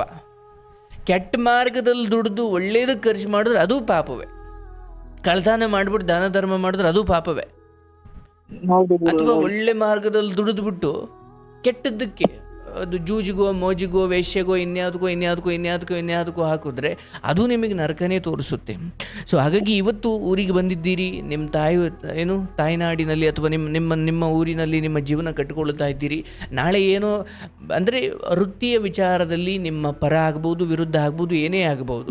ನಾನು 10,000 ದುಡಿತೀನೋ 5,000 ದುಡಿತೀನೋ, ಒಳ್ಳೆ ಮಾರ್ಗದಲ್ಲಿ ಮಾತ್ರ ದುಡಿತೀನಿ, ಬಂದದ್ರಲ್ಲೇ ನಾನು ಜೀವನ ನಡೆಸುವಷ್ಟು ಕಲಿತೀನಿ ಹೊರತು ವಾಮ ಮಾರ್ಗದಲ್ಲಿ ಬೆಟ್ಟಿಂಗಲ್ಲೋ ಇನ್ನೆಲ್ಲೋ ಹೋಗಿ ನಾನು ಒಂದು ರಾತ್ರಿಗೆ ಲಕ್ಷಾಧಿಪತಿ ಆಗಬಹುದು. ಆದರೆ ಆ ಲಕ್ಷ್ಯ ನನ್ನ ಲಕ್ಷ್ಯವನ್ನು, ನನ್ನ ಬುದ್ಧಿಯನ್ನು, ನನ್ನ ಬದುಕನ್ನು ಎಲ್ಲ ಭ್ರಷ್ಟ ಮಾಡಾಕ್ಬಿಡುತ್ತೆ. ಅದು ಯಾವ ಮಟ್ಟಿಗೆ ಅಂದರೆ ನಿಮಗೆ ಕೋಟಿ ಬಂದರೂ ನಿಮಗೆ ತೃಪ್ತಿ ಇರಲ್ಲ. ಹೌದು ಗುರು, ಬೇಕು ಅನ್ನೋದೇ ಹೊರತು ಇದ್ರಲ್ಲಿ. ಹೌದಪ್ಪ. ಈಗ ನಾನು ಈ ಮುಂಚೆಯೂ ತುಂಬ ಜನ ಈ ಬೆಟ್ಟಿಂಗಲ್ಲಿ ನಿಮ್ಮದು 20-30 ಸಾವಿರ 40 ಸಾವಿರನಪ್ಪ, 12-13 ಲಕ್ಷ ಸಾಲ ಮಾಡಿಕೊಂಡು ಹೆಂಡ್ತಿಗೆ ಹೇಳೋಕ್ಕಾಗದೆ, ತಾಯಿಗೆ ಹೇಳೋಕ್ಕಾಗದೆ ಬಂದು 1 ಲಕ್ಷ ಆಗಿದೆ ಗುರುಗಳೇ. ನಾನು ಕೆಲ್ಸಕ್ಕೆ ಹೋಗ್ತಿದ್ನಲ್ಲ ಗುರುಗಳೇ, ಅಲ್ಲಿ EMI ಕಮ್ಮಿ ಹಾಕಿಸ್ಕೊಂಡು ರೊಟೇಟ್ ಮಾಡ್ಕೊಂಡು ಮನೆಗೂ ರೊಟೇಟ್ ಮಾಡ್ಕೊಂಡು ಬಟ್ ನಾನು ಏನು ಖರ್ಚು ಮಾಡ್ತಿರ್ಲಿಲ್ಲ. ಈ ಕಡೆಗೆ ರೊಟೇಟ್ ಮಾಡಿ ಮನೆಗೂ ಕೂಡ ನಾನು ಒಂದು ಕೊಟ್ಟು ಬರ್ತಿದ್ದೆ. ಅವ್ರಿಗೆ ಯಾವಾಗ ಕಮ್ಮಿ ಆಯ್ತಾ ಬಂತು ಮನೆ ಕೊಡ್ತಿದ್ದೆ ದುಡ್ಡು, ಅವಾಗ ಡೌಟ್ ಬಂದು ಇರ್ಲಪ್ಪ, ಅದೇನೇ ಆಗಲಿ ಅದು ತಪ್ಪು ಮಾರ್ಗ, ಅದು ಒಳ್ಳೆ ಮಾರ್ಗ ಅಲ್ಲ. ಸೊ ಆ ಮೂಲಕ ನೀನು ಬೇಗ ತಿದ್ದುಕೊಂಡಿದ್ದೀಯ, ಬುದ್ಧಿ ಕಲ್ತಿದ್ದೀಯ. ಸೊ ಈ ಪ್ರಕಾರವಾಗಿ ಎತ್ತವರಿಗೆ ನೀವು ಎಷ್ಟು ಕೊಡ್ತೀರಾ, ಮನೆ ಕಟ್ತೀರಾ, ಏನು ಮಾಡ್ತೀರಾ, ಸಂಬಳ ಕೊಡ್ತೀರಾ, ಅವ್ರನ್ನ ಚೆನ್ನಾಗಿ ನೋಡ್ಕೊಳ್ತೀರಾ, ಇದೆಲ್ಲ ಮಾಡಿಬಿಟ್ಟು ಕಡೆಯಲ್ಲಿ ಅಯ್ಯೋ ಅವ್ರ ಮಗ ದುಡಿತಾ ಇದ್ದಂತೆ, ಈಗ ಗೊತ್ತಾಯ್ತು ಅವನ್ನೆಲ್ಲ ಜೂಜಾಡ್ತಿದ್ದಂತೆ, ಯಾವಳು ಸವಾಸ ಮಾಡಿದ್ನೋ, ಯಾರ ತಲೆ ಮೇಲೆ ಕೈ ಇಟ್ನೋ ಅಂದರೆ ನಾನು ಅಪ್ಪ ಅಮ್ಮನ ಚೆನ್ನಾಗಿ ನೋಡಿಕೊಂಡೆ ಅನ್ನೋ ಕಾರಣಕ್ಕೆ ನಾನು ಒಂದೇ ಸತಿ ಎಂಥದ್ದು ಯಾವುದೋ ಕಳಂಕ ತಂದು ಅವ್ರ ಮೇಲೆ ಹಾಕಿದಾಗ ನೋಡ್ಕೊಂಡಿದ್ದರ ಪುಣ್ಯ ನಿನಗೆ ಸಿಗೋದೇ ಇಲ್ಲ. ಯಾಕಂದರೆ ಒಂದೇ ಸರಿ ಅದಕ್ಕೆ 100 ಪಟ್ಟು ದೊಡ್ಡ ತಲೆ ತಗ್ಸೋ ಕೆಲಸ ಮಾಡಿಬಿಟ್ಟಿರ್ತೀಯಲ್ಲಪ್ಪ. ಹಾಗಾಗಿ ನೀನು ಬ್ಯಾಂಕಲ್ಲಿ ಕೆಲಸ ಮಾಡ್ತೀಯೋ, ನಾಳೆ ಹೆಣ್ಣು ಕೊಡ್ತಾರೋ ಕೊಡಲ್ವೋ, ಮನೆ ಕಟ್ತಿರೋ ಇಲ್ವೋ, ಏನೇ ಇರಲಿ, ನಮ್ಮ ದುಡಿಮೆಯ ಮಾರ್ಗ ನಮ್ಮ ಆತ್ಮಸಾಕ್ಷಿ ಚುಚ್ಚಬಾರ್ದು. ಇದೇನಪ್ಪ ನಾನು ಈ ಮಾರ್ಗದಲ್ಲಿ ದುಡಿತಿದ್ದೀನಿ, ಇದೇನಪ್ಪ ಜೂಜಾಟ, ಅದೆಷ್ಟು ಜನ ಕಣ್ಣೀರು ಹಾಕ್ಕೊಂಡು ಸಾಲ ಕಳ್ಕೊಂಡಿರೋ ಹಣ ನನಗಿವತ್ತು ಬರ್ಬೋದು. ಹೌದು ಯಾರೋ ಗುರುಗಳೇ, ಹೌದು. ಜೂಜಾಟದಲ್ಲಿ ಯಾವ್ದು ಉದ್ಧಾರ ಆಗಲ್ಲ ಗುರುಗಳೇ. ಆ ಮಾರ್ಗದಲ್ಲಿ ಹೋದ್ರೆ ಉದ್ಧಾರನೇ ಆಗಲ್ಲ ಅಲ್ಲ ಗುರುಗಳೇ. ಸೋತಿರೋನ್ ಹಣನೇ ಅಲ್ವನಪ್ಪ ನಿನಗೆ ಬರ್ಲಿಕ್ಕೆ ಸಾಧ್ಯ ಬಂದ್ರೆ. ಹೌದು ಗುರುಗಳೇ, ಹೌದು. ಅದನ್ನೇ ಮನೆ ಕೊಟ್ಟಿ ಯಾವ್ದಕ್ಕೂ ಒಂದು ಒಳ್ಳೇದಕ್ಕೆ ಬಳಸ್ಕೊಂಡಿದ್ರೆ ಎಷ್ಟು ಖುಷಿ ಪಡ್ತಿದ್ರು ಗುರುಗಳೇ. ಹಾ ಹಂಗೆ ಆ, ಬದುಕಲ್ಲಿ ಎಷ್ಟು ದುಡಿದ್ವಿ ಅನ್ನೋದಕ್ಕಿಂತ ಯಾವ ಮಾರ್ಗದಲ್ಲಿ ದುಡಿದ್ವಿ. ಯಾಕಂದ್ರೆ ನೋಡಪ್ಪ, ಇನ್ನೊಬ್ಬರಿಂದ ಕದ್ದು, ಇನ್ನೊಬ್ಬರಿಂದ ಕಸಿದುಕೊಂಡು, ಇನ್ನೊಬ್ಬರ ಕಣ್ಣೀರಿನ ಹಣದಿಂದ ನಾನು ಮಹಲಿನ ಮೇಲೆ ಮಹಲು ಕಟ್ಟಿದ್ರು ಆ ಮಹಲಿನಲ್ಲಿ ಅರೆಗಳಿಗೆ ನೆಮ್ಮದಿಯ ನಿದ್ದೆ ಮಾಡದಷ್ಟು ದೊಡ್ಡ ಪಾಪದ ಭಾರ ಹೊತ್ತುಕೊಂಡು ನಮ್ಮ ಈ ಜೀವನ ಪೂರ್ತಿ ನರಳಬೇಕಾಗುತ್ತೆ. ಧರ್ಮ ಮಾರ್ಗದಲ್ಲಿ ಹೋಗಿ ಒಂದು ಗುಡಿಸ್ಲಲ್ಲಿ ಕಟ್ಕೊ, ನೆಮ್ಮದಿಯಾಗಿ ನಿದ್ದೆ ಮಾಡ್ತೀಯ. ಹೌದು ಇವತ್ತು ಹೇಳ್ಬೋದು, ಅಯ್ಯೋ ಕೆಟ್ಟ ಮಾರ್ಗದಲ್ಲಿ ಹೋದವರೆಲ್ಲ ಚೆನ್ನಾಗಿ ಅವರು ಸಹ ಹಂಗೆ ಹಿಂಗೆ ಅಂತ. ಅವರ ಕುಟುಂಬವನ್ನು, ಅವರ ಮನೆತನವನ್ನು, ಅವರ ಬದುಕನ್ನು ಇವತ್ತು ಅಥವಾ ಭವಿಷ್ಯದಲ್ಲಿ ಒಂಚೂರು ಅವಲೋಕನ ಮಾಡಿ ನೋಡಿ, ಅವರಷ್ಟು ನೆಮ್ಮದಿ ಕೆಡಿಸ್ಕೊಂಡವ್ರು ಈ ಜಗತ್ತಲ್ಲಿ ಯಾರೂ ಇರಲ್ಲ. ಹೌದು ಗುರು. ಹಾಗಾಗಿ ನಿಮ್ಮ ಬದುಕು ಇಲ್ಲೆಲ್ಲೋ ಓದ್ತಾ ಇದ್ರಿ, ಬೆಂಗಳೂರು ಕಡೆ ಹೋದ್ರಿ, ಅಲ್ಲೆಲ್ಲೋ ಒಂದು ಕಡೆ ಬೇಕರಿಲಿ ಕೆಲಸ ಮಾಡೋದ್ರಿ, ಆಮೇಲೆ ಎಲ್ಲೋ ಒಂದು ಕಡೆ ಬ್ಯಾಂಕಲ್ಲಿ ಸೇರ್ಕೊಂಡ್ರಿ, ಕಾಂಟ್ರಾಕ್ಟಲ್ಲಿದ್ರಿ, ಪರ್ಮನೆಂಟ್ ಆದ್ರಿ. ಬದುಕೇ ಪರ್ಮನೆಂಟ್ ಅಲ್ಲ. ಇನ್ನು ಜಾಬ್ಗಳ ವಿಚಾರವಾಗಿ ನಾನು ಹಿಂಗೇ ಇರಬೇಕು, ಹಿಂಗೇ ಆಗಬೇಕು ಅಂತ ಹಠ ಹಿಡೋದ್ರೆ ಆಗಲ್ಲಪ್ಪ. ಆಯಿತು, ಇತ್ತು ನನ್ಗಷ್ಟು ಇಲ್ಲ ಗುರುಗಳೇ, ಅದು ಯಾವಾಗ್ಲೂ ಒಂದೊಂದ್ ಟೈಮು ನನ್ಗೆ ಆ ರೀತಿ ಕಾಡ್ಸುತ್ತೆ. ಚೆನ್ನಾಗಿದ್ದದ್ ಕೆಲ್ಸ ಕಳ್ಕೊಂಡೆ. ಅಪ್ಪ ಅಮ್ಮ ಇಷ್ಟೆಲ್ಲ ಓದಿಸಿದ್ರು ನನ್ನ, ಅವ್ರಿಗೇನ್ ಬೆಲೆ ತಂದ್ಕೊಂಡಂಗಾಯ್ತು. ನಾನ್ ಬಂದ್ಬಿಟ್ನಲ್ಲ ಅಲ್ಲಿಂದ ಅನ್ಕೊಂಡು. ಬುದ್ಧಿ ಕಲಿಯಪ್ಪ, ಅದ್ರ ಬಗ್ಗೆ ಹೆಚ್ಚು ಕೊರ್ಲಿಕ್ಕೆ ಹೋಗಬೇಡ, ಜೂಜಾಡಕ್ ಹೋಗಬೇಡ, ಕೆಟ್ಟವ್ರ ಇಲ್ಲ ಗುರುಗಳೇ, ಇಲ್ಲ. ಅದು ನಾನು ಬೇರೆ ಕೂಡ ಹೇಳ್ತೀನಿ. ಆಗ್ಲಿಂದ ಗಮನಿಸ್ತೀನಿ. ನಾನು ಹೇಳ್ಬೇಕಾದ್ರೆ ಮಧ್ಯದಲ್ಲಿ ಬತ್ತಿಯಲ್ಲ, ಹೇಳಿ ಗುರು. ಏನೇನು ನಿರ್ಧಾರ ಮಾಡಿಕೊಂಡಿದ್ದಿ, ಏನೇನು ಜೂಜು ಬಿಟ್ಟಿದ್ದಿ, ಅಥವಾ ಜಸ್ಟ್ ಒಂದು ಪ್ರಾಣಾಪಾಯದಿಂದ ಪಾರಾಗಿದ್ದಿ, ಇವೆಲ್ಲ ಭಾಗ್ಯಗಳನ್ನು ಲೆಕ್ಕ ಹಾಕಿ ಖುಷಿ ಪಡಬೇಕು ಹೊರತು ಕಳ್ಕೊಂಡಿದ್ರ ಬಗ್ಗೆ ಹೇಳ್ತಾ ಹೋದ್ರೆ ಅದು ಮುಗಿಯದ ಕತೆ. ಅದು ಜಾಬ್ ಕಳ್ಕೊಂಡೆ, ಅದು ಕಳ್ಕೊಂಡೆ, ಇದು ಕಳ್ಕೊಂಡೆ, ಇದು ಕಳ್ಕೊಂಡೆ, ಏನು ಕಳ್ಕೊಂಡಿಲ್ಲಪ್ಪ. ಕಳ್ಕೊಂಡಿಕ್ಕೆ ಯಾವುದನ್ನು ತಂದಿದ್ದು ಯಾವುದು? ಮತ್ತು ನಾವು ತಂದಿದ್ದು ಯಾವುದೂ ಇಲ್ಲ ಅಂದಮೇಲೆ ಕಳ್ಕೊಳ್ಳೋದು ಯಾವುದು? ಹಾಗೇನೂ ಇಲ್ಲ. 26 ವರ್ಷದ ನಾನು ಈ ಎಲ್ಲ ಜೀವನಾನುಭವಗಳನ್ನು ಕೊಟ್ಟ ಭಗವಂತನಿಗೆ ನಾನು ಸದಾ ಕೃತಜ್ಞನಾಗಿರಬೇಕು. ಜನ ಹೆಂಗಿರ್ತಾರೆ, ಹಣಕ್ಕೆ ಎಷ್ಟು ಮಹತ್ವ ಇದೆ, ಹಣಕ್ಕೋಸ್ಕರ ಅಂತ ಬಂದಾಗ ನಾನು ಗಿರಾಕಿಗಳನ್ನು ಹಿಡ್ಕೊಡೋವರೆಗೂ ಅವರೆಲ್ಲ ನನಗೆ ಸಾಲ ಕೊಡ್ತಿದ್ದವರು, ನನ್ನ ಜೊತೆ ಚೆನ್ನಾಗಿದ್ದವರು. ನನಗೆ ಬ್ಯಾಂಕಲ್ಲಿ ನಡೆದ ಘಟನೆಯಿಂದ ಪಾಠ ಕಲಿ. ನೀನು ಎಲ್ಲಿವರೆಗೂ ಅವರಿಗೆ ಲೋನ್ಗೋ ಇನ್ನೇನ್ಗೋ ಅವ್ರಿಗೆ ಗಿರಾಕಿಗಳನ್ನ ಕೊಡ್ತಿದ್ದಲ್ಲಪ್ಪ. ಅವಾಗ ಕೇಳಿದಾಗ ಸಾಲ ಕೊಡ್ತಿದ್ರು, ಎಲ್ಲ ಚೆನ್ನಾಗೇ ಇತ್ತು. ಯಾವಾಗ ನಿನ್ನ ಕಡೆಯಿಂದ ಒಂದು ಸ್ವಲ್ಪ ಗಿರಾಕಿಗಳು ಹೋಗೋದು ನಿಂತರೋ ಎಲ್ಲ ಸಾಲ ವಾಪಸ್ ಕೇಳೋಕೆ ಶುರು ಮಾಡಿದ್ರು. ತಪ್ಪು ಅಂತ ನಾನು ಹೇಳಲ್ಲ, ನಿನ್ನಿಂದ ಉಪಯೋಗ ಇದ್ದರೆ ಮಾತ್ರ ಅವರು ನಿನ್ನ ಜೊತೆ ಇರ್ತಾರೆ. ಇದು ಬದುಕಿನ ನಿಯಮ. ಒಂದು ಹೆಜ್ಜೆ ಮುಂದೆ ಹೋಗಿ ಸ್ಪಷ್ಟವಾಗಿ ಹೇಳ್ತೀನಪ್ಪ, ಅಪ್ಪ ಅಮ್ಮನಾದರೂ ಕೂಡ ಒಂದು ಹಂತಕ್ಕೆ ವಯಸ್ಸಿಗೆ ಬಂದ ಮಗ ಯಾಕೋ ದುಡಿತಾ ಇಲ್ಲ, ಯಾಕೋ ದಾರಿ ತಪ್ಪಿದ, ಯಾಕೋ ಅಷ್ಟು ದುಡಿಮೆ ಮಾಡ್ಕೊಳ್ತಾ ಇಲ್ಲ, ಅಥವಾ ಯಾಕೋ ನಿರುದ್ಯೋಗಿ ಆಗಿಬಿಟ್ಟ ಅಂದರೆ ಅವರೂ ಬೆಲೆ ಕೊಡಲ್ಲ. ಅಂದರೆ ಎಲ್ಲರ ಮನೆಯಲ್ಲೂ ಇದ್ದಿದ್ದೇ ಅದು, ಅದೇನು ನಿನ್ನ ಮನೇಲಿ ಮಾತ್ರ ಅಂತಲ್ಲ. ಹಾಗಾಗಿ ಇಲ್ಲಿ ಹಣಕ್ಕೆ ಹೆಚ್ಚು ಬೆಲೆ ಇದೆ. ಧರ್ಮದ ದಾರಿಯಲ್ಲಿ ಹೋಗಿ ಒಳ್ಳೆ ರೀತಿಯಲ್ಲಿ ದುಡಿಮೆ ಮಾಡಪ್ಪ. ಯಾವುದೇ ಪರಿಸ್ಥಿತಿಯಲ್ಲೂ ಕೂಡ ಜೂಜಿನ ವಿಚಾರವಾಗಿ ನಿನ್ನ ಜೀವನ ಪೂರ್ತಿ ಜಾಗೃತಿ ಮೂಡಿಸು. ನಿನ್ನ ಸಂಪರ್ಕಕ್ಕೆ ಬಂದ ಎಲ್ಲ ಜನತೆಗೂ ಅಥವಾ ಎಲ್ಲ ಯುವಕರಿಗೂ ಅದ್ರ ಬಗ್ಗೆ ಜಾಗೃತಿ ಮೂಡಿಸು. ಅದರಿಂದ ಯಾವುದೇ ಕಾರಣಕ್ಕೂ ದುಡಿಮೆ ಮಾಡಿ ನಾನು ಹೇಳಿದೆ ಗುರುಗಳೇ. ನಮ್ಮ ಒಬ್ರು ಫ್ರೆಂಡ್ ಅಂದ್ರೆ ಊರಲ್ಲಿ ಅವರು ಕೂಡ ಇದ್ರು. ಬಟ್ ಅವರು ನಮ್ ಫ್ರೆಂಡ್ ಏನಲ್ಲ, ನಮ್ ಪಕ್ಕದ ಬಿದ್ದರು, ಅವರು ಆಡ್ತಿದ್ರು. ಬಟ್ ಅವ್ರಿಗೆ ಹೇಳಿದೆ, ಆಡ್ಬಿಡ ಕಣೋ, ಇದೆಲ್ಲ ಉದ್ಧಾರ ಆಗಲ್ಲ, ನಾವಂತೂ ಉದ್ಧಾರ ಆಗ್ಲಿಲ್ಲ, ಯಾರು ಕೂಡ ಉದ್ಧಾರ ಆಗಲ್ಲ ಅಂತ ಒಂದು ಸಜೆಷನ್ ಕೂಡ ಕೊಟ್ಟೆ. ಬಟ್ ಅವ್ರು ನಿಲ್ಸಿಲ್ಲ, ಕಂಟಿನ್ಯೂ ಮಾಡ್ತಿದಾರೆ. ಅವ್ರು ಆಡ್ಕೊಳ್ಳಿ, ನಾನು ಬೇಡ ಅಂದ್ಬಿಟ್ಟು ನಾನು ಸ್ಟಾಪ್ ಮಾಡಿದ್ದೀನಿ. ಈಗ ನಿಮ್ಮ ಪಾಲಿನ ಬದುಕನ್ನ ಶುದ್ಧವಾಗಿ ಇಟ್ಕೊಳ್ಳೋದು ನನ್ನ ಜವಾಬ್ದಾರಿ. ಹೊರಗಿನವರಿಗೆ ನಾವು ಸಲಹೆ ಕೊಡ್ಬೋದು ಅಷ್ಟೇ, ಅದು ಬಿಟ್ಟು ನಮ್ಮ ಕೈಲಿ ಬೇರೆ ಏನೂ ಇರೋದಿಲ್ಲ. ಹಾಗಾಗಿ ನೀವು ಈ ಜೂಜಾಟದ ಚಟದಿಂದ ಹೊರಗಡೆ ಬಂದಿರೋದು ನಿಮ್ಮ ಜೀವನದಲ್ಲಿ ನೀವು ತೆಗೆದುಕೊಂಡ ಅತಿ ಅದ್ಭುತವಾದ ಶ್ರೇಷ್ಠ ನಿರ್ಧಾರ, ಸಾರ್ಥಕ ನಿರ್ಧಾರ. ಅದರ ಫಲ ನಿಮಗೆ ಕಾಲಕ್ರಮೇಣ ನೆಮ್ಮದಿಯ ಮೂಲಕ ಸಿಗ್ತಾ ಹೋಗುತ್ತೆ. ಯಾರು ಬಂದು ಮನೆ ಹತ್ರ ಅದೊಂದ್ ಸ್ವಲ್ಪ EMI ಸ್ವಲ್ಪ 3 ತಿಂಗಳು ಕಂತಾಗ್ಬಿಟ್ಟಿದೆ. ಒಂದ್ 20,000 ಆಗಿದೆ. ಬಟ್ ಎಲ್ಲಿಗೂ ನನ್ಗೆ ಇದುವರೆಗೂ ₹1 ಎಲ್ಲಿಂದ ಕೂಡ ಬರ್ತಿಲ್ಲ.